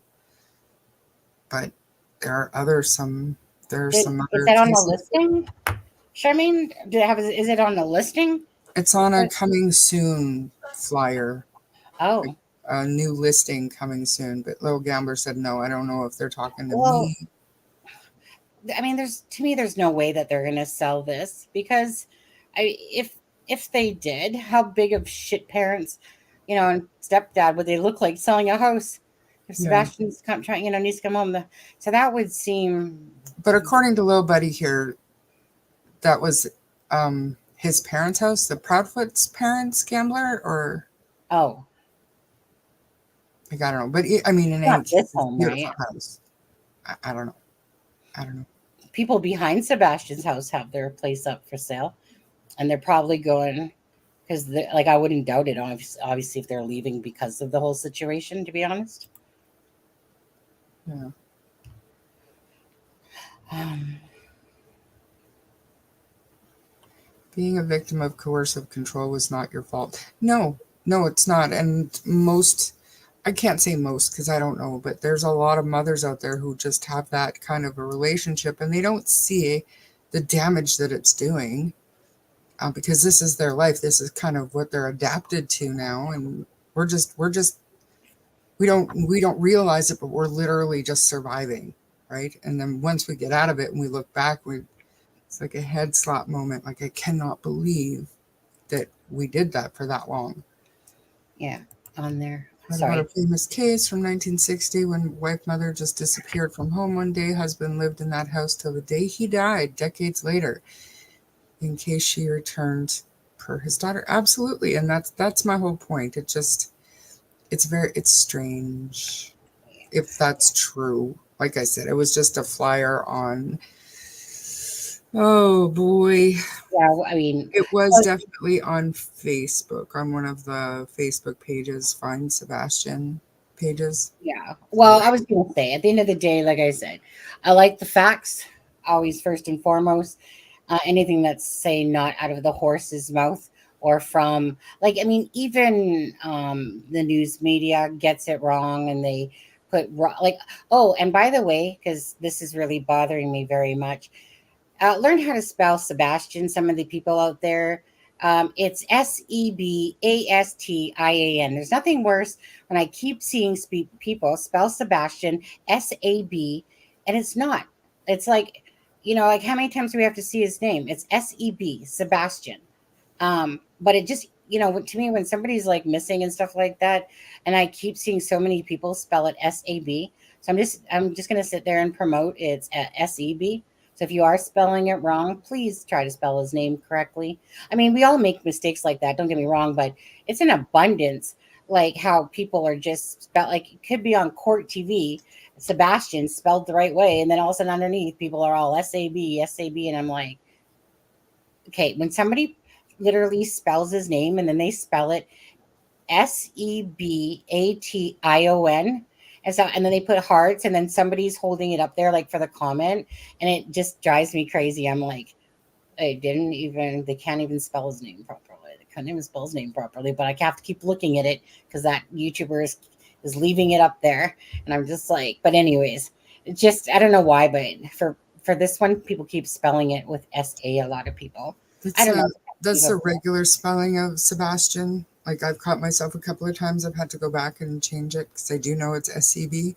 Yeah. But Are you one of those people that I'm just literally sitting there? I haven't never once posted it spelled wrong, but it's just natural for me to type SAB because that's how every Sebastian I've ever known. Oh, I guess I've never seen it that way. Is that, is why to me, because any Sebastian I know has been E. No, well, Sebastian Bach, Skid Row, it's SAB. Yeah, well, the Sebastian is SAB. I've only known one other Sebastian. SAB. I thought it was SAB. I think that's it because I mean I've made mistakes where like Deb's like, Sonny, you spelled this wrong, or sometimes it's like I said, I thought I spelled it right, and then I'm like, oh, but it will irritate me if I leave it that way. Like, so if it's on a thumbnail, I'll have to go replace the thumbnail after the live if I've made that mistake because it irritates me too. It's kind of like one of those things, right? If somebody spells your name wrong, that little twerk comes in me that goes, oh, yeah, it doesn't bother me. My name gets spelled wrong 20 times a day. I'd like to your address name for sure, Carl, because he made a comment just kind of replying to Stefan, and I don't think that anybody's team Proudfoot or team Seth or anything like that. This is a YouTube channel, and we're here to discuss what we know But when it comes down to facts, we'd be very limited in what we could say. We're just kind of spitballing, coming up with ideas and scenarios that could possibly be. And the whole law enforcement Well, thing is just a point that I was trying to make, that here, law enforcement doesn't necessarily mean police officers, and a police officer or a deputy or a sheriff in Canada is not going to have that hair. And I meant no shade by it whatsoever. It was a comment, and I'm, kind of sorry that I brought it up now. well, you know what though? Well, a lot of good interrogators, first of all. So I'll disagree. Like, okay, so I think Carl made a comment like, "I'll stick to facts, not emotion." Um, for me, I'm here to tell you that I'll take facts and emotion. Um, a lot of the best interrogators are females because we understand emotions a lot better than men, first of all, and we simply do. That's just fact. And hence why even the men will usually tell you, because for that reason, because women have a great gut intuition, and to go with doing a job, again, the emotion. But to me, you can have fact and emotion. I'm not one of those clear cut cookies that go, oh, well, I'm just going to stick to the facts but not have emotions. I'm going to stick to the fact and I'm going to have emotions, but by the same token. So in this, for instance, timeline of Sebastian, do I want to put the facts out there as correctly as possible? Absolutely. Right? That's the timeline. Everything that's out there for the timeline, for instance, is based, like I'll say 99% of that. Besides, there's a couple things in there where a neighbor, due to a YouTuber that I know, who talked to, say, a neighbor. So I'll put that in there as apparently, and something like that. But other than that, the timelines are out of like the mouth of Christopher Proudfoot, Ellie, Seth, and stuff like that.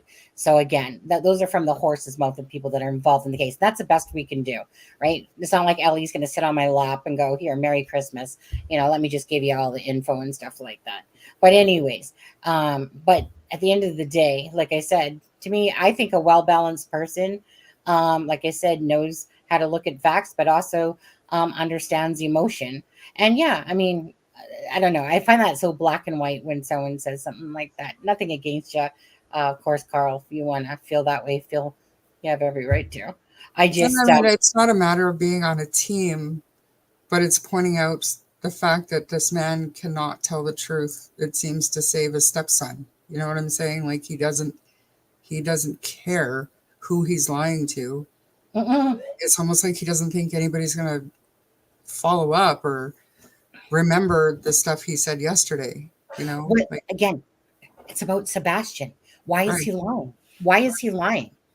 There's no need of it. Meaning this is about Sebastian missing. So the only reason why you'd be lying about stuff, or misleading, and hence why, in that one interview when he says, "Oh, by the way, I'm just gonna mind fuck with you all. I'm just gonna sit there and say, oh, I didn't say exactly who took the polygraph, and when. Somebody just passed it." No, that's not what you said, dude. Okay. But anyways, okay, you play your games, Christopher Proudfoot. But again, who are you feeling? Who are you feeling? Now you got me all emotional, Carl. who are you feeling fooling, Chris, by doing stuff like that? Like I said, so it's about Sebastian, and he's claiming like they had nothing to do with it. So why is there a need that we have to keep finding out that you're lying about stuff? Or that you're like I said, you're trying to play games as if you're smart. Well, I'm pretty sure it's clear now. He's like that turnip that fell off the truck, like, can they stock shit that high? Christopher Proudfoot, can they stock shit that high? Apparently so, because like I said, there's when you're talking about a child that's missing and they're claiming that there's no involvement, and yet you're watching interviews that are coming out of your mouth and you're double talking yourself and you're lying. Again, okay, I can understand on Nancy Grace. Him was like, oh, yeah, like it's almost, it's so weird. It's like on Nancy Grace, he was like, well, the whole world's watching me here, so I gotta like keep it nominal. I gotta pull back from what I was saying on the smiley world, as if, in a sense, people, they get more open on a podcast than they do on someone like Nancy Grace, because Nancy Grace is like more down to business and, hey, how are you? Now let's get at it. Right. And But she Christopher did Proud, kind of put him on the spot with the polygraph. Like, what was he going to say? No, well, you know, the thing was, I mean, well, exactly, but he could have. he Like, should have if he right. had no intention of, because now he lied, straight Yeah. up lied. And now, that's the thing. But not only that, but he, like I said, he had lied in a Facebook post. Then he tried to downplay it. And again, he's lying. He's making it just simply about himself, because he doesn't probably give two F's about Sebastian, to be honest with you. In fact, honestly, I don't sit here and take them for this loving, caring stepfather of Sebastian. He probably thinks that Sebastian's more of a thorn in his ass. And considering all that stuff that happened, say, that Seth Rogers was talking about, should all that be factual? Like, and then he's trying to fight for custody of his daughter or something like that. Shit, she'll be 18, and nobody, she can decide for herself, I'm sure, anyway. But so then it's kind of like, so what? So what rights are you like? But it's like he's doing it just to, because it can't let Nina have the last word, last say. No one can make me appear to be this person I'm not. It's like his ego is preceding him, and he needs to be grounded back down to earth. And he's trying to come off with this little pouty face a little bit in his interviews, like, just a good husband over here, just a good husband, But But did you notice? So, like when he's not on camera, mm, the phone interview, I'm thinking of, who was it? Can't remember who did it, but it was a phone interview, there's and a couple. he was Yeah. actually laughing during Yeah. the interview. You could tell his voice was a lot more Yeah. animated, I guess. So it's almost like he purposely, maybe, I don't know, I'm speculating, but it seems to me like he's purposefully subdued when he's on camera. And then Yeah. when he's not, he just forgets. He was working away. He was on his radio. He was, laughing and joking around. And it's just Both of him and Katie have done awkward laughs. no, not the one I'm thinking of. He was laughing at somebody who was Oh. working with him. Oh, okay. I'm not sure which Kind one of that giggling was. at some of the questions and Well, stuff. hold on. It wasn't the first one. It was. Okay, wait. The first one was Duchess. Yeah, The second one was WSMV. that was the hands one, though. Huh? That was the hands one, though. No, that wasn't. That was the third one. The second one was actually them on TV. Remember in the 4-part that we played? Yeah. That was the second interview. Then the third one was the hands one by Caitlin Miller, Fox 17. And then there was Smiley's World and Chronicles of Olivia. And it went Chronicles of Olivia and then Smiley's World. Those are the ones, and there could be a couple more perhaps somewhere in there. Does anyone know of any other ones?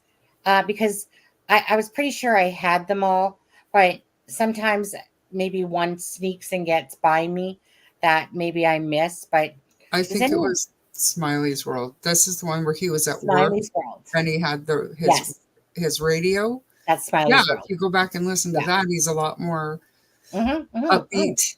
And to me, just how okay he sounded, and being at work, like actively talking on his radio and communicating with people he's working with while doing this interview about his missing stepson it rubbed me the wrong way totally. You know what? I was just sitting there going, well, I sure hope your employer is watching this 3-hour freaking live interview as you're at work with your little radio going off. And then I remember there was that one where it's like, oh, I got to take this phone call. It's my daughter.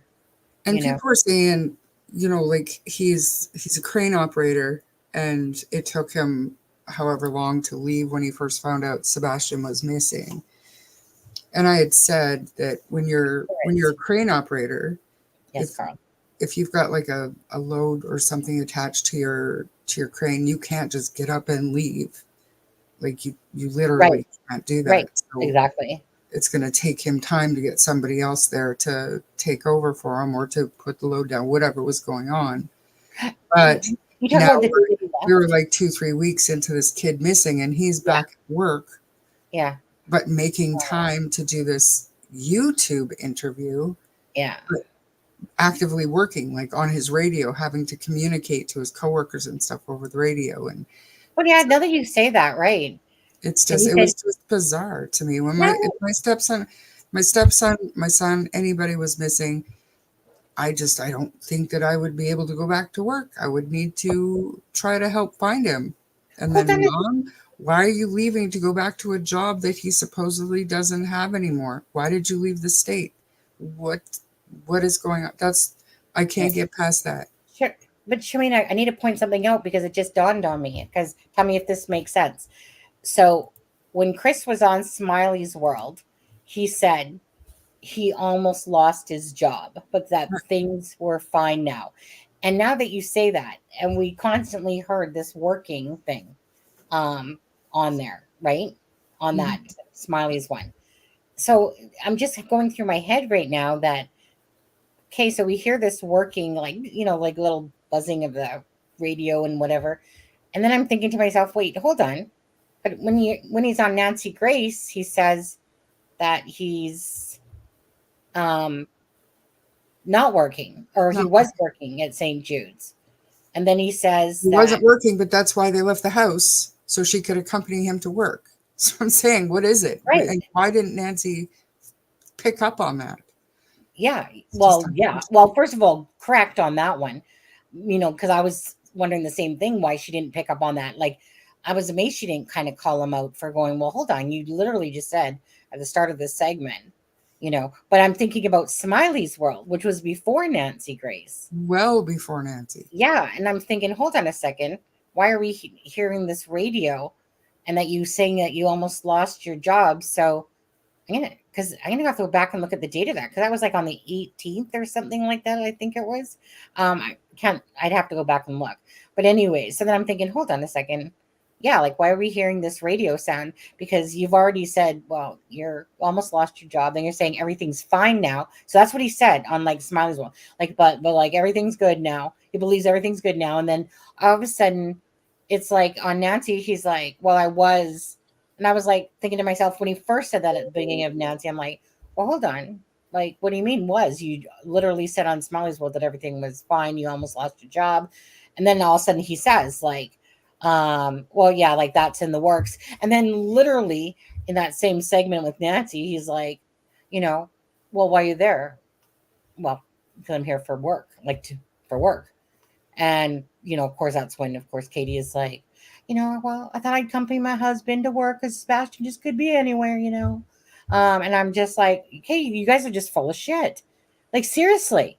From the get-go of this case, okay, Seth and that were asked not to speak to the media. Okay, that's been asked in many cases too, where they're like even in the mom's case, like they were asked not to speak to the media. So okay, and then after a week, basically they all start popping out of the woodwork.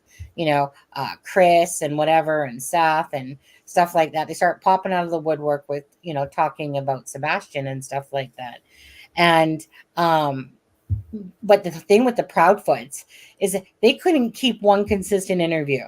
Like, meaning when you have to pull teeth to get information from the own mother who's literally skip doodling over pretty much everything. Like, seriously, it was literally pulling teeth. Like, to me, it was like, how hard is it? It's one day, Katie, one day. Just take us through a walkthrough of the morning to the night. Like, it was always getting me that nobody just, like, even Nancy Grace, she did about a 75% job of that day, but there was more to have been asked about that day. And notice how many times, Katie, even in Nancy Grace's, not once did she say, well, I don't think in Nancy Grace did she say, well, we were talking for 2 hours and 15 minutes. She skipped right over that part back to, and then I just woke up, went up to wake up Sebastian and he was gone. But why does she keep skipping over shit? And then in other things, she'll say it. Why was the flashlight like mentioned once, and then not really brought up again? Like they're very inconsistent. And I'm like how hard is this, people? It's one effing day. Right, there's some things that I mean, I don't know. I've never had a missing kid, but from what I do understand with investigations, there are some things that if law You don't enforcement know they're think. going to be interviewed, they'll say, okay, this is not information that we want you to discuss. Maybe they were told there's certain things they can't talk about. But Chris, in that first interview on Duchess, he was more than willing to offer information, Yeah. but it's just, And maybe law enforcement went to them afterwards and said, look, if you're going to do these things, we can't have you talking about this, this, and that. but that's just the thing. Not only did Chris not offer, he even went on, like I said, Smiley's World and started offering up a whole load of shit about his abuse, and CPS and shit like that. As if somehow, oh, you know what? I don't give a shit. I'm just telling people exactly what the truth is here. And, I don't know where that came from. Like there was something he totally twisted around as if it was that he had them go look. I can't remember what it was, but it was something to do with that CPS thing where he's totally deflecting it back as if he was the one that was, asking CPS to do the welfare check or something like that. I can't remember how it went, but I just remember going, really, Chris? Like, dude, are you just, talking out of your ass on the spot here? Because he totally was twisting it, that part around to his own benefit to look better. But by the same token, I just think that he just can't shut up in a lot of ways. Like he gets in his moods, and obviously, I think Smiley's World explained in another video why Christopher kind of came off. Bless you, honey. Why Christopher came off sounding, really growly at first. Because, oh, I know.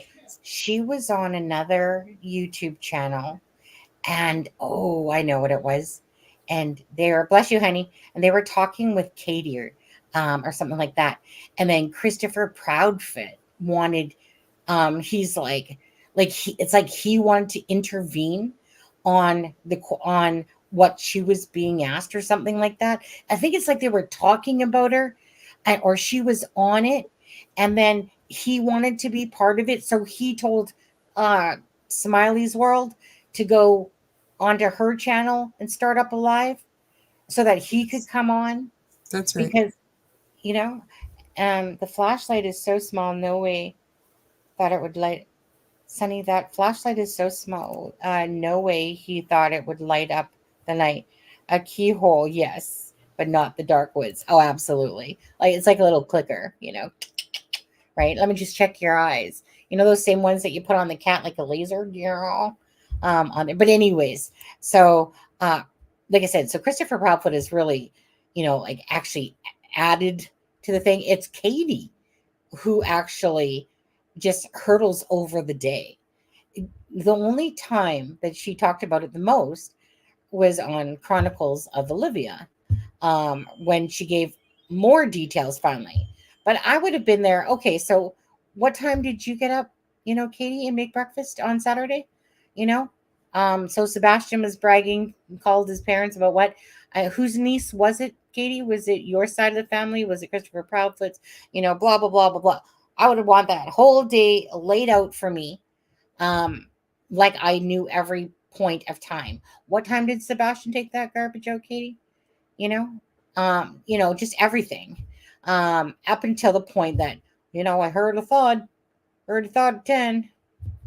I don't know if that thud is just because she added that after. So it does make me wonder if that thud was in there, and the fact that Christopher Proudfoot said that, well, if we would have heard a noise, so I wonder that if she added that in there to be like, when somebody's throwing you like a freaking carrot, like, oh, I heard a thud, but I didn't go check it out, just to, I don't know, almost like if they had anything to do it, it's kind of like, oh yeah, I heard a thud, I don't know. But yet they keep saying that Sebastian just walked out the front door. They don't say he was abducted, and they don't say that typically. It's that he walked out the front door and the front door was locked. I don't know. Carl, I mean, you're absolutely right, Carl, and to anybody when you say that this case, it's very confusing. It's very frustrating. There's things that just simply don't add up. There's nothing that adds up in this case. I would really like to know what access he had to his computers for internet access. And if by chance something was planned that he was going to leave, that he was going to run away. But why would he not take any money? Or why would he? I still can't, I don't know. You know what? I have to do this one. Let me say this. I'm going to do a quick poll because this one's bugging me to no end. Start a poll. Start a poll. Okay. Come on. Giddy up. My mouse is, give me a second. One there. Okay. Okay. Do you think Sebastian, let me spell his name right.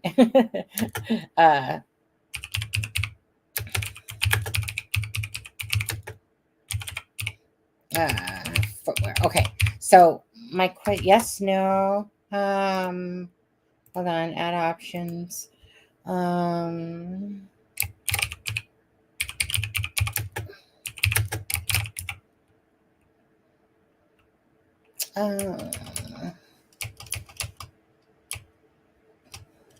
Okay, let me just do it simple. Unsure. Okay, so no, I don't want to add option.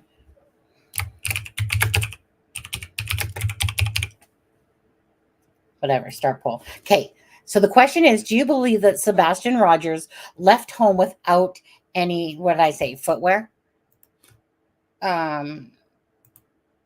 What was my poll, guys? Did I say footwear? Where's my poll? Oh, there it is.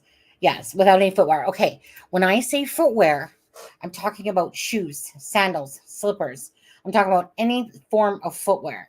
Okay, so do you guys believe that Sebastian Rogers, like, literally left home? If he left home without any, like, okay, bearing in mind that he could have had socks on, but let's not count socks as footwear because, instead of being barefoot, the kid could have literally just had socks on. But do you even believe that Sebastian, because I personally don't, I don't think Sebastian left home without something on his feet if he left home. Did I spell it wrong? Oh, that's it. Oh, you're making fun of me. That's SAB. Smart ass. All right. Okay.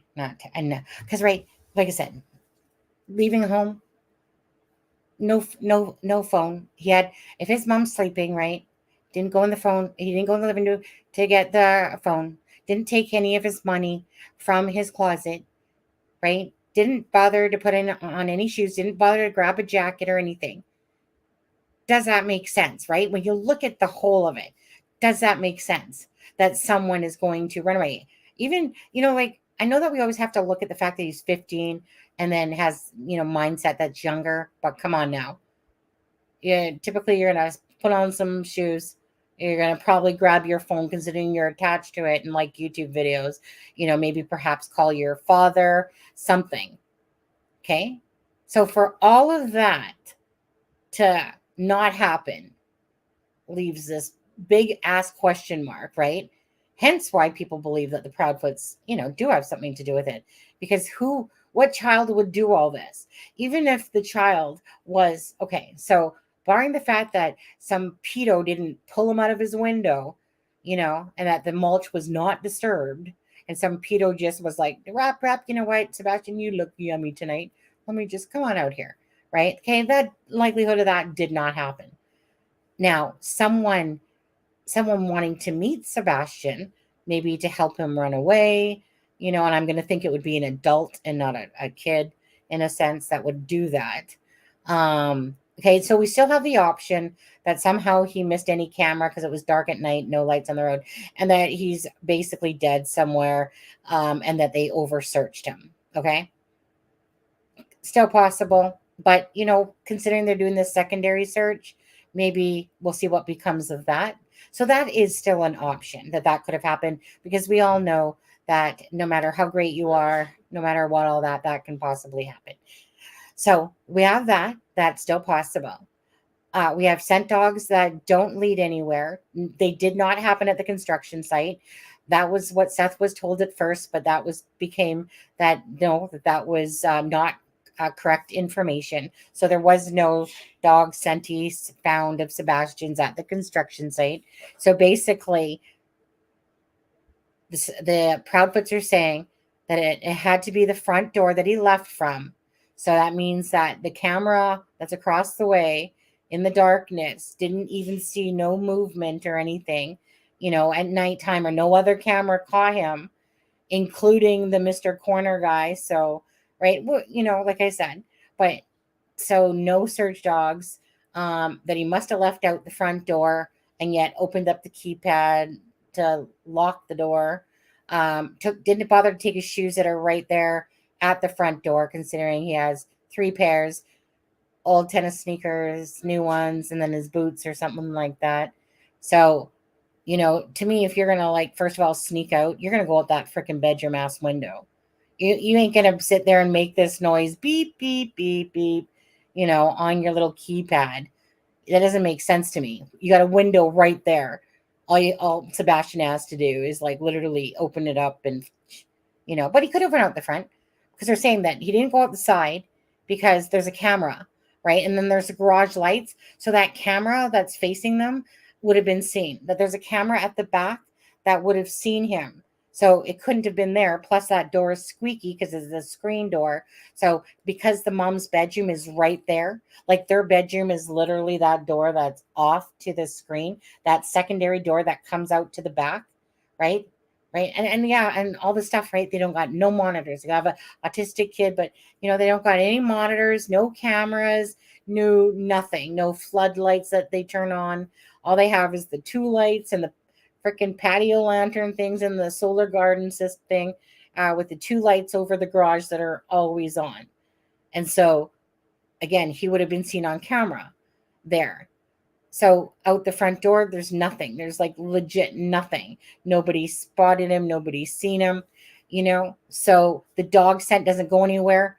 So did someone, again, there was supposedly a vehicle, some sort of vehicle at 3:00 or something in the morning, some Uber vehicle perhaps, or some whatever. But this is all stuff that the LE would know. This is what's confusing. This is stuff that the LE would know. They would know if there was a vehicle, because the people's cameras that are all freaking down that road would have seen vehicles, mysterious or vehicles in the area. So unless they're not telling us something that, in a sense, to the public, as far as we know, that they said, TBI, they said that no video footage had any evidentiary value, that none of it had any evidentiary value. That's meaning all of it, none of it that they checked through. So unless they go through it again and redo everything and have another eyes on the case and blah, blah, blah, nothing had any evidentiary value to show where Sebastian is, where he went, besides the house. Yeah. So Katie did leave the house in the morning. She parked in the garage, right? So that vehicle did leave for however long. What do you think of them apples, Charmaine? I don't know. Yeah, I had to step away, so I missed 90% of that, but it's all very no sketchy. problem. It's all very sketchy. It's good answer. Good answer. Hold on. I feel hold on. Someone said something. But I did take part in your poll, and I still have no idea. I have no idea. I have a hard time believing something happened inside the house, because what did they do with him? Right. I think that he probably did walk away and somebody random picked him up, but I don't know. I don't know. Maybe Chris got dropped off a couple of streets away, but who dropped him off, and why wouldn't they have spoke by now? I don't buy that either. It's just, I know. None of it makes sense. Kids just don't vanish off the face of the earth, and moms don't leave when their kids are missing. And you know what I mean? I don't know. I don't know. To be honest with you, the most if I was to freaking peel away the onion and bare bones it, the most logical thing to me, to be honest with you, is that he left. He left his home, went somehow into the tree line, whatever. Maybe left home because he was like said didn't want to live there no more. Who knows? Who knows what truly happened? And that they just simply missed him during the search. Like that seems like the most basic one that makes sense because nothing else makes sense to me. Like a car leaving for 10 or 15 minutes and kind of like verified by a neighbor that says yeah, like the car was gone about 10 minutes, 15 minutes. That's in line with what Katie basically said that they were gone for. um a neighbor said that basically all of Katie's times that she said were true, that at 9:08, okay, this is according to Sweetie Pie Low, that the neighbor that she had been talking to said that Katie's times were all on point and that Sebastian's light went out. I can't remember exactly now, but it was something like 9:08. And that Katie's light went out at, was that 11:45 or something like that, or it was somewhere in there. And That isn't she now saying that she heard Sebastian awake at around 10 o'clock and she just yelled to him to, I don't care what it is yeah, you're doing, but go to bed? yeah, so basically what she said that originally, and then she added a little bit more to it in the Nancy Grace one, I think it was, where um she said she heard a thud, and then, Sebastian, did you fall out of bed? And Sebastian, according to Katie, said, no, ma'am. And she said, well, I don't care what you're doing in there, but you need to get your butt to bed. That's what Katie said at that time, according to Katie. Right. So, but again, she threw that thud in there later on in the interviews. So I'm just, like I said, I'm at a complete loss with y'all on what the frick happened to Sebastian Rogers. My heart hurts. Sorry, but my heart hurts when I look at his face. He's, a boy that has autism, and he just, cuts through my heart when I stare at this picture. It cuts even more through my heart when you stare at the picture and then you listen to his dad talk. And he's just like, I just want my boy. Like, that's his only kid. I just want my boy. He is, to me, broken beyond belief. Just he's running on fumes. You know how it is. You go, go, go, go, go. And then at some point he's just gonna combust and probably break down, and because everyone goes through those steps, right? So I pray that Sebastian is found alive. I pray that somebody took him.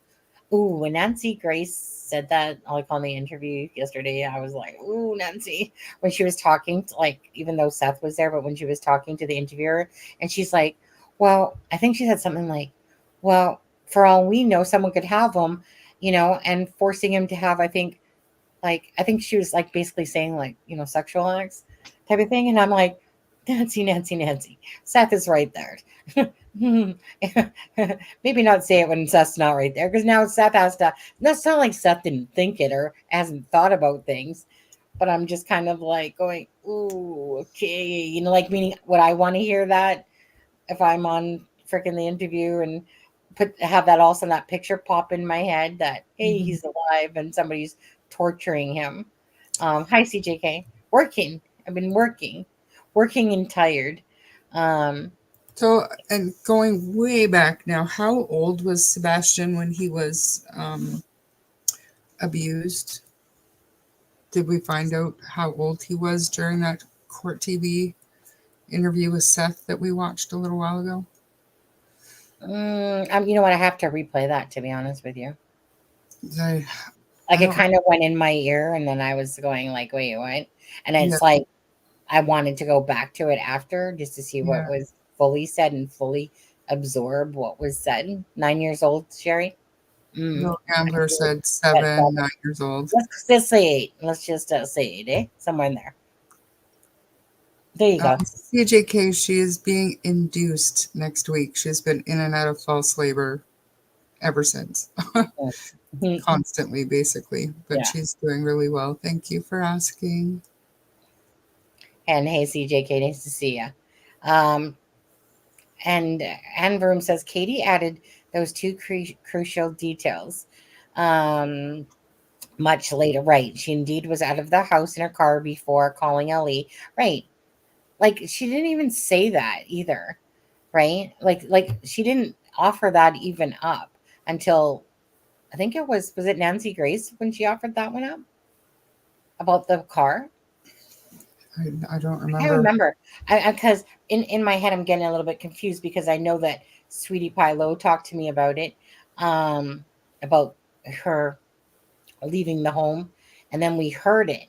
So I feel like was it? Hold on, I got a yawn. Oh good. I gotta go soon. I got. I'm gonna leave in like 19 minutes here. We'll go till 9, and I need to get going. So I want to say it was Nancy. Was it Nancy? You guys that's the first time we heard when they were talking about getting in the car. I feel like it's hard because you sit there and try to remember everything, and then time's going on now, and I'm like, And they've what said so much. But Katie I just wonder if the, I don't know, Mm. if that instance when he was 7 or 8 could somehow play into why he would have walked away, why he didn't go to Seth's house. Is it Right. because his dad would make him go home? Like right. So like when you Or look at did that kid that did it like, I don't know. Sometimes your abuser can be very controlling. So was that the person that he went to meet? I get that he would have been 18 years old by then. I mean, I don't know. I'd like to know more about that. yeah. Yeah, and that Christmas picture of him, which without his glasses, certainly makes him look older, doesn't it? Yeah, Well, the one that yeah. Aspen sent us. Yeah. Was that the one? Did he originally send that to us? I think he. Yeah, like when the glasses were first found. Oh, this is before then. Well, when the glasses were found and we didn't know they weren't Oh. connected, Adam sent a couple of pictures of him without. Yeah. Okay. So I think you were at work because. no, I had that before that. I remember that because I actually got it from a news station first. And then Adam I seen sent it, so that I remember that because when I first seen that picture, it was on whether it was WSMW, but that's where I seen it. Originally, I was like, oh, that's a new picture, and then the next day, all of a sudden, people are talking about like the picture more so, and I'm like, oh, I already seen that one, but it was newer because I remember when I seen it on this news clip I was watching, I was like, oh, we never seen that picture before. Because obviously he looks older without glasses. Yeah. So did he have contacts, I wonder? It would be hard. It would be, I think, a stretch to think that an autistic boy would be able to put contact lenses in his eyes, especially by himself. And Carl, you can have whatever opinion or thoughts you want. Again, that's more than welcome in this chat. Like I said, we all have our own thoughts about it. And if that's how you feel, bud, you have every right to. Just like we all have our rights to say what we're saying. Doesn't mean it's true. Doesn't mean whatever. We're just all putting out our thoughts there because we're trying to make sense of it. And again, some people might look at Seth with a suspicious eye and, or all of them. And yeah, like meaning first and foremost, like I said, it's just no matter what, are we going to solve this case individually? Well, maybe, unless, maybe a YouTuber knocks on somebody's door and goes, hey, it's Sebastian, something like that. But for the most part, this is just really about we're all confused. It's a case that we care about. We want Sebastian to be found. It's whenever cases are like riddles or puzzles, they of course draw attention. It's like the Nicola Bully case and stuff like that, or even Riley's case. Sorry, guys. Yawn. Okay. But But anyway, it's funny. She's all tired from working. She's a working girl now. yeah. Well, I mean, today the weekend's probably going to might be a little bit busy as well. The landlords here, all of a sudden, miraculously, they want to come visit on Monday after pretty much 4.5 years of living here. Wow. They sent us an increase, like so. Just so you know, and like we're doing a rental increase. Oh, really? It only took you 4.5 years? I mean, thank you. $55.20, and they had to make it $55.20. I'm like, why didn't you just simply like up it like freaking a buck? Round it off, okay? But Yeah. anyways, I know, right? But anyways, so they're gonna come visit, I guess, on Monday. So whatever. But it was just kind of one of those things that I love it when people do this to me, like as if you're stupid. I get a text that said, we're just updating our information at the office for emails or whatever, right? So I'm just like, yeah, here's mine, here's the husband's, whatever.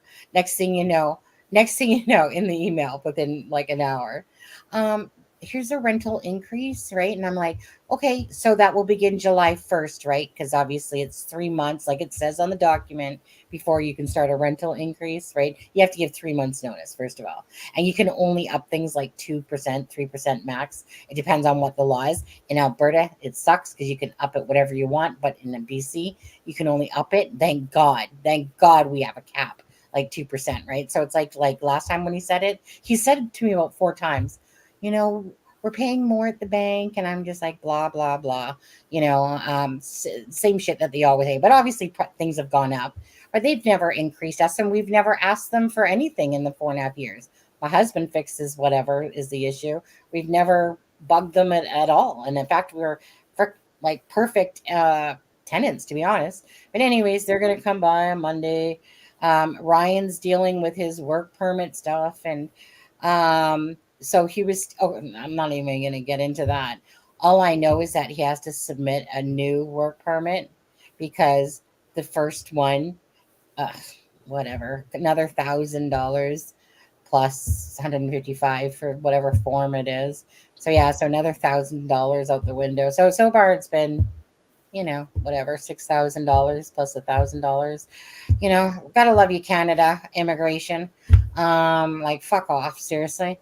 Um, like seriously, go to hell with their fucking immigration shit. You'll sit there and let everyone in left, right, and center, and then when people try to do it legit, you give people a effing headache. Like seriously, after these lawyers take thousands of dollars from you, and it's their job, right? It's their job to make sure that the LMIA went with the work permit, and they're just like, oh, just happenstance that just you were the unlucky one that they didn't combine. So here, give us another $1,000 and we'll resubmit the work permit for you guys. Oh no, we're not going to charge you another 5,000. Fuck off. But anyways, so that and yeah, so I got just stuff to do on the weekend. Really, tomorrow is Friday, at 8 to 4. Then after that, might do a live if I have time tomorrow. If you guys want. I'm not. I don't know. I don't really want to set a time for anything, but I know that there's probably Delphi stuff you want to talk about, perhaps. Oh my goodness, want is a very strong word, but I think I think we probably should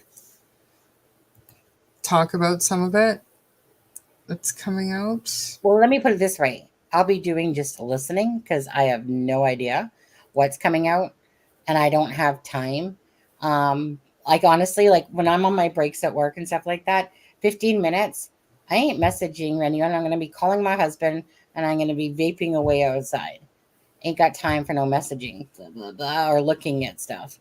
On Well, the half an hour, to chat. We've had 2 no Delphis so far. eh? We've had 2 people say no Delphi so far. I'm for it. If you guys don't want to hear about Delphi, I'm all for that.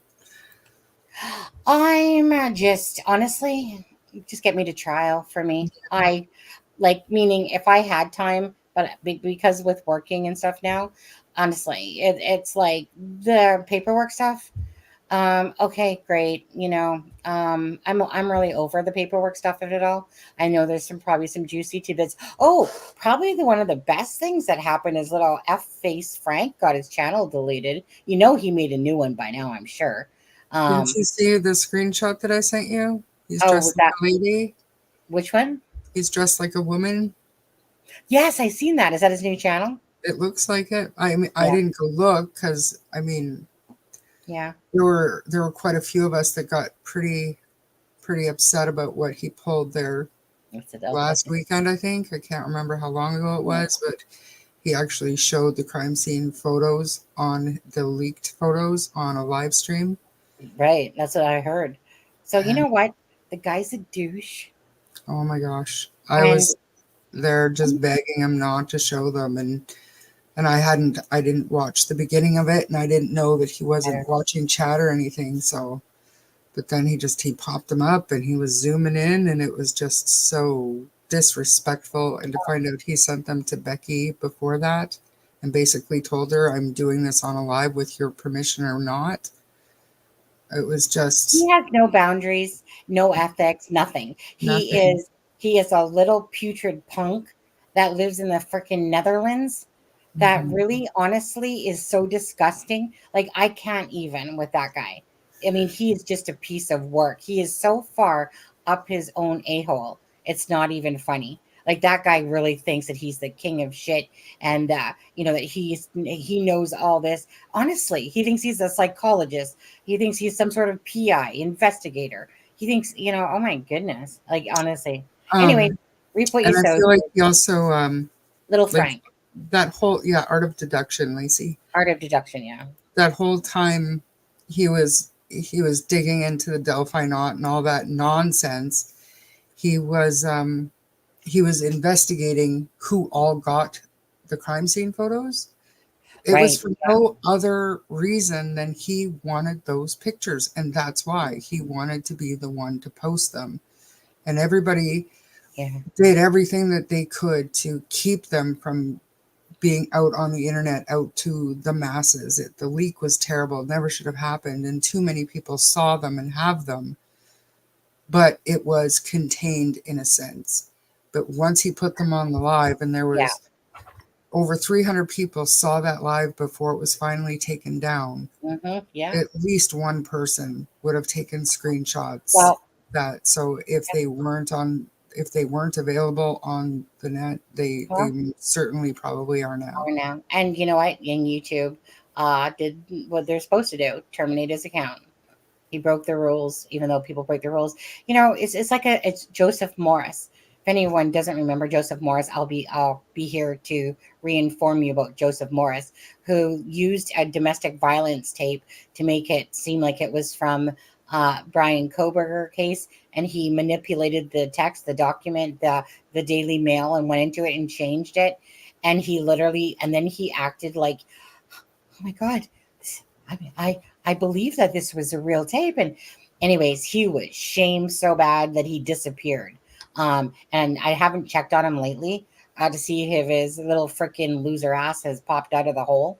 But anyways, like he was one of those ones, like I said, little F face. We call him F face Frank, but Fuck Frank, because he's just a little turd. Is all he is. He's just a little worm, a little cockroach at the bottom of the freaking sewer barrel, sitting there trying to, act like, like I need to get to the gist of this for the sake of the girls and Becky, and I need to, figure out who all has the photos so I can. Oh my God! I honestly, I want to vomit even just thinking about this guy. He's so arrogant, but he's like nothing. He's like a nothing burger. Like and what people do as creators, how low people will stoop for this, I don't know, their brains.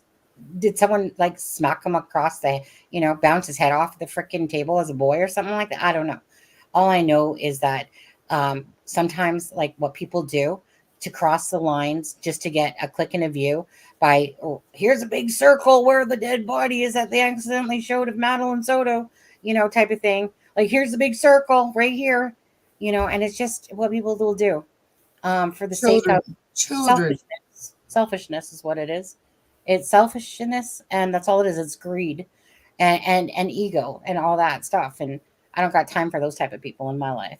And No. I'm glad that his channel got terminated, but we all know that these people will make another account, and so be it.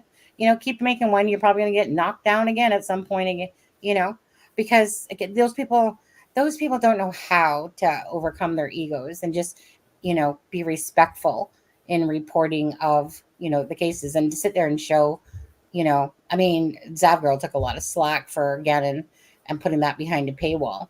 Like I said, sit there and take Abby and Libby, a case that's really big in the true crime community, and then to sit there and do that and then disrespect Becky and sit in the families and do that. Like, you're just disgusting, dude. You're disgusting. Anyways, I don't have She had already seen the pictures, but I mean, he didn't know that. He didn't know that when he sent them to her, and to me, it was beyond disrespectful to say, "Hey, heads up, I got these, and they're going up on a live stream tonight, whether you like it or not." I know. And this is the guy who is claimed to be fighting for the victims' families and exposing all of the people. Right. I know. You know what I'm You saying? Like, expose everybody. Yeah. Oh my God. Ego surpasses him. Yeah, keep sitting in Netherlands there, but like, he really, what, you know what? I don't even want to talk about that guy no more. I said my piece with him. Glad YouTube terminated his account. He'll be back. He'll create something else. And again, tigers don't lose their stripes, eh? Zebras don't lose their stripes. Is that the saying, I guess? Zebras don't lose their stripes. He'll come back, end up doing the same thing, lose his channel, just like Graz, who kept losing his channel and having to rebuild and rebuild. And it's just because they're just the sewer rats of what I call, content creators. That's, like I said, they think that they're bigger than light and bigger than God somehow or something. I don't know. Either way, like I said, when you play with fire enough and stuff like that, then you get burnt because of your antics, tactics, and just, even just lack of, like, the ego precedes the empathy of others and stuff like that. But yet I'm doing this for you, Becky. I'm fighting the fight for Abby and Libby. right. Shut up. Just like JLR said, his pages of one goes down. Absolutely. I mean, that's why people build their second channels. A lot of them, is for that reason, right? Because if you can't reach me here, well, just know I'm over here, type of thing. And I said, okay, I'm not going at it with you. Oh, I don't even know. Are you guys having an argument in there? 2 words for a Tia somewhere else on there. I don't know if there's you guys hug it out, people. I don't know what you guys are Yes. even talking about. Yes, absolutely. He would have lost his channel because of the photos. Yes, there was a ton of people that reported it. You can't do that. Yeah. It doesn't matter if it was Abby and Libby or other children. You shouldn't be doing that. Well, that's just the bottom line. Like I said, YouTube has rules. When you cross their line, if you cross it big enough, your channel will get terminated, and they don't need 3 strikes to take you down. They'll take you down. And so when you do something like that and you're doing something, like I said, you're not supposed to be showing crime scene photos like that, first of all. And yeah, so like I said, all the power to YouTube, and he deserves everything that comes to him. But what like I said, everyone is in control of themselves. You put out karma to the world, that's what comes back at you. You do stuff like that, have no tact or respect for the families of these victims, and you want to sit there and show pictures like that, that everyone has seen, a lot of them behind the scenes, not actually put out to the public. Okay, but hey, little Frank, good for you, bud. Way to lose that channel. Good on you. Enjoy it. But you've been calling me. Okay, you guys are easy girls. Easy. Charmaine, go in there and break them up, eh? I said, everybody kiss. It's fine. It's Thursday. It's late. We're grumpy. CJK showed an elbow. Joe showed an elbow. So Are you Crime mad at- Nights Yeah. inadvertently showed a So portion did of the crime scene picture with an elbow in it, but I'm saying that Frank had the actual full full-blown picture. pictures Yeah. up, and he was zooming in on certain parts, trying That's to, Ruckus. not even insinuating something, speaking about SA and just stuff that's not proven, it's not fact. And even if he didn't say that, he had the full pictures up on his screen, zooming in. It was disturbing and disrespectful and completely unnecessary. There was no reason for it. No Yeah. good could have come from what he was Yeah. doing. Yeah. He's not a law enforcement. He's not involved in the case. Just because he wrote a letter to the judge doesn't mean that anything he says or does matters. He never should have done that. Yeah. Yeah. Absolutely. Um, Ruckus Rocks has shown some of the crime scene photos, but not anything remote. Like, do you know what I mean? Nothing that's showing the girls per se, or nothing like that. Showing where the bullet, just like I was showing. I only showed like the top part of the hair of Abby, where To they were show trying, where the sticks are.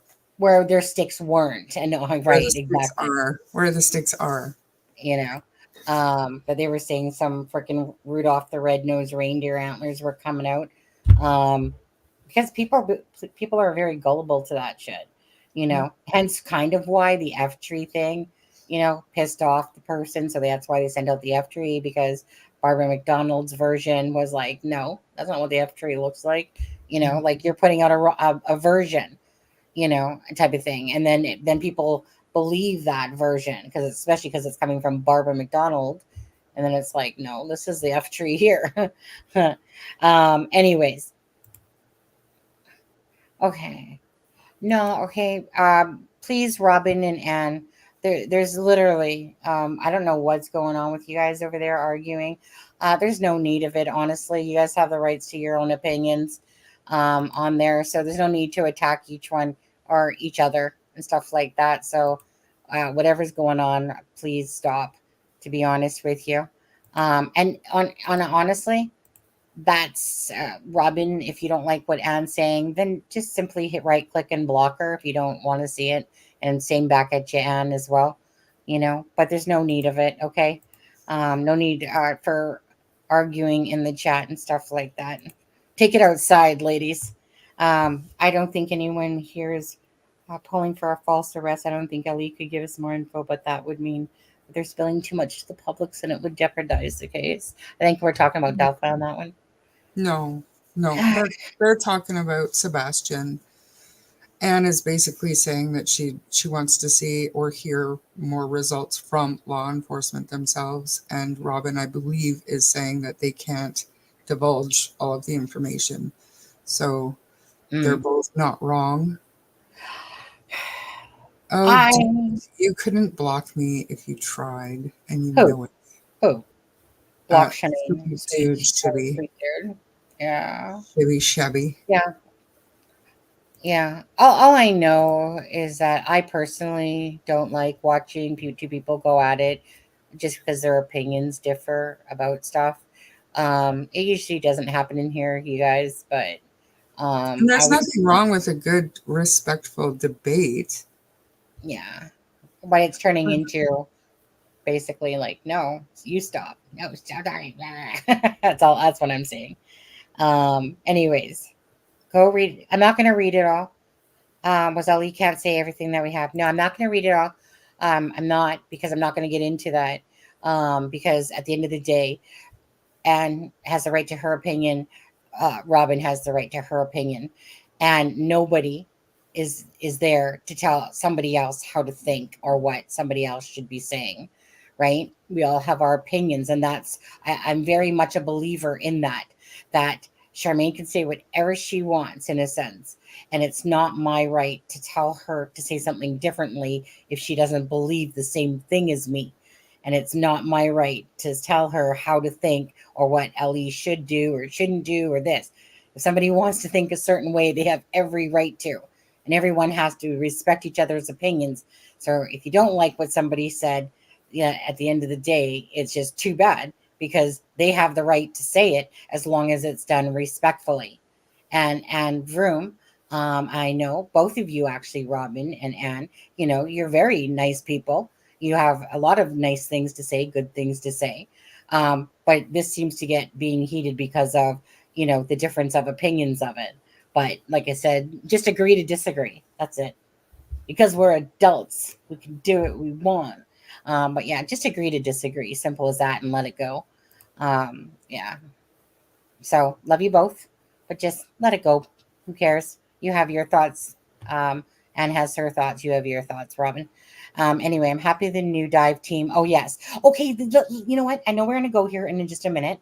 Charmaine, you're probably getting tired too. Are you working tomorrow, Charmaine? You betcha. Yeah. Okay. So EquiSearch has been there. Not necessarily Dave.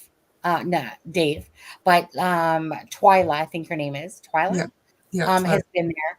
And like I said, they went in there in a sense secretly, without because, like I said, they're not looking for the fame or the glory of it all. Yeah. Love you guys. Okay. But so yes, so EquiSearch has been in there. And the thing is that for some reason I thought, oh no, that was maybe with Riley's. I'm probably getting them mixed up. Anyways, EquiSearch, such a beautiful, beautiful people, beautiful heart, beautiful team.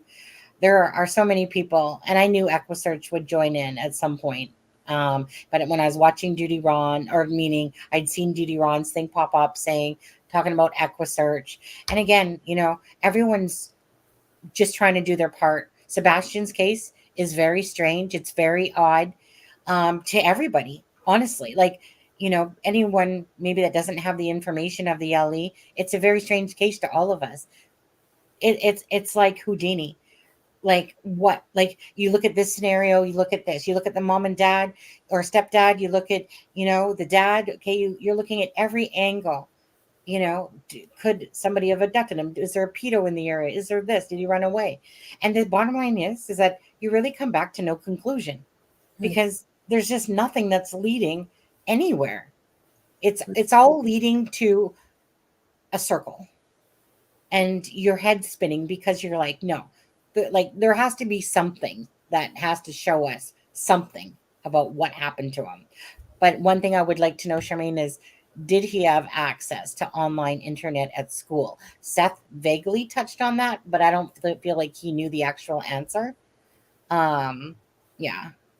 So, And Greenheart, there's also a way for kids to turn parental controls off. Like all they need is the password or whatever.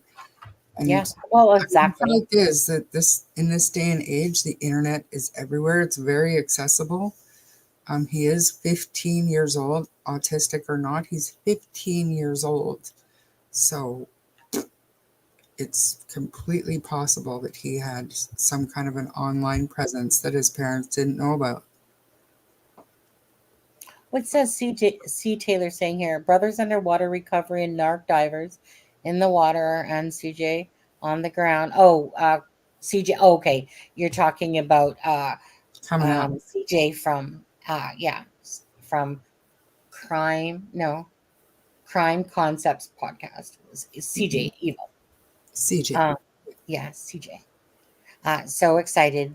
They stream together about it tonight. Yeah, I try to catch CJ when I can. I mean, there's a lot because when I lie in bed, I kind of just see what News Nation has going, what Court TV has going, what maybe some other podcasters. But when I look at the time and I go, oh, that was 3 hours long, it's kind of when I have to more skim it.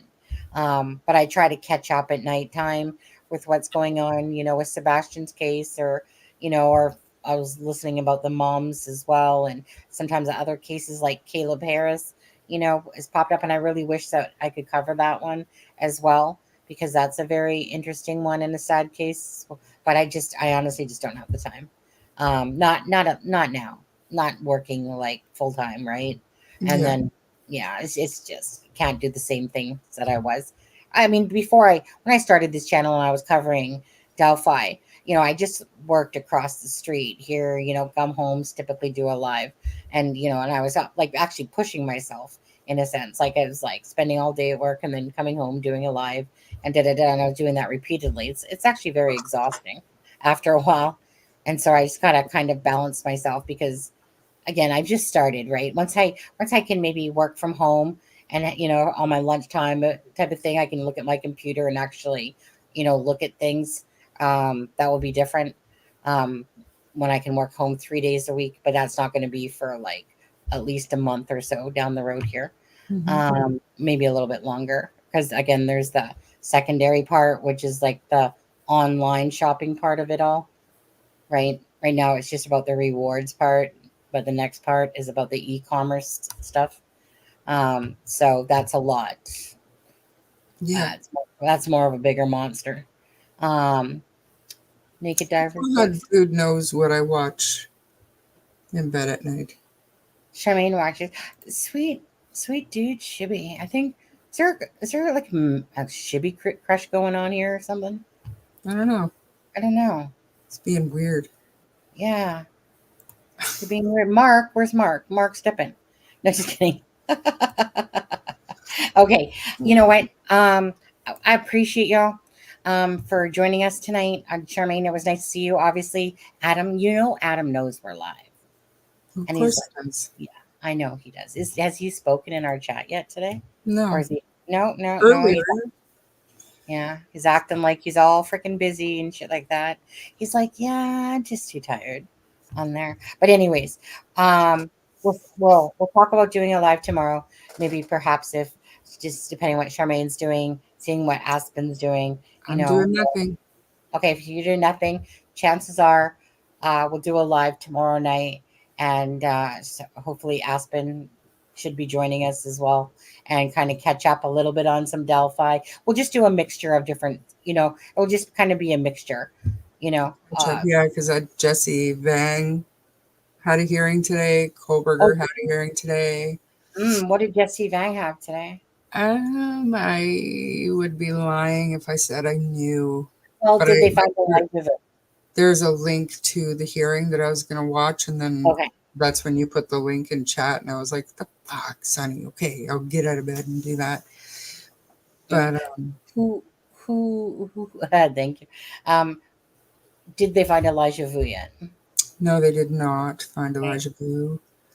And there's another one. Oh, Maddie Soto. Yeah, there's a lot of stuff going there with I haven't been able to catch up on. They released the dash cam.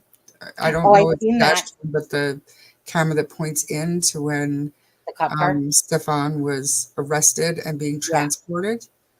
So it's kind of interesting, kind of boring, but I kind of watched it. I just skimmed it and I'm like, oh, so I gotta listen to this guy. I think Plunder, because Plunder's really good at putting out her videos, with the Madeline Soto case. And again, I just can't keep up. And the one that's,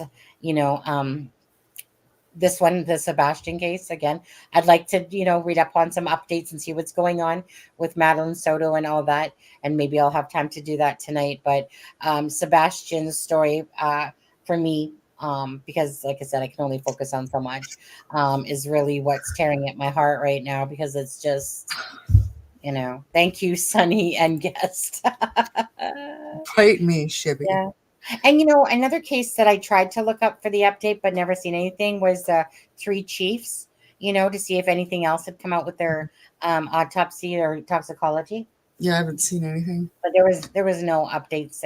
And sometimes cases like that, they're all hyped, and then all of a sudden, so unless a family member decides to tell you, what was in it, but I think the gist of it was like, they were obviously taking something. And but I mean, sometimes it's just nice, like I said, to check back on these updates and stuff like that. Anyways, love and hugs to you guys all. Thank you, Charmaine, for your 10 memberships that you did for the chat. So congratulations to all those people that got that. I know Charmaine was like, I gotta dust off the credit card. Dust off the Rick rolls. Thanks, super mods and all in chat. All be safe out there, but still, shame on you, Charmaine, breaking Vinny's heart. I know. Well, you know what, Vinny?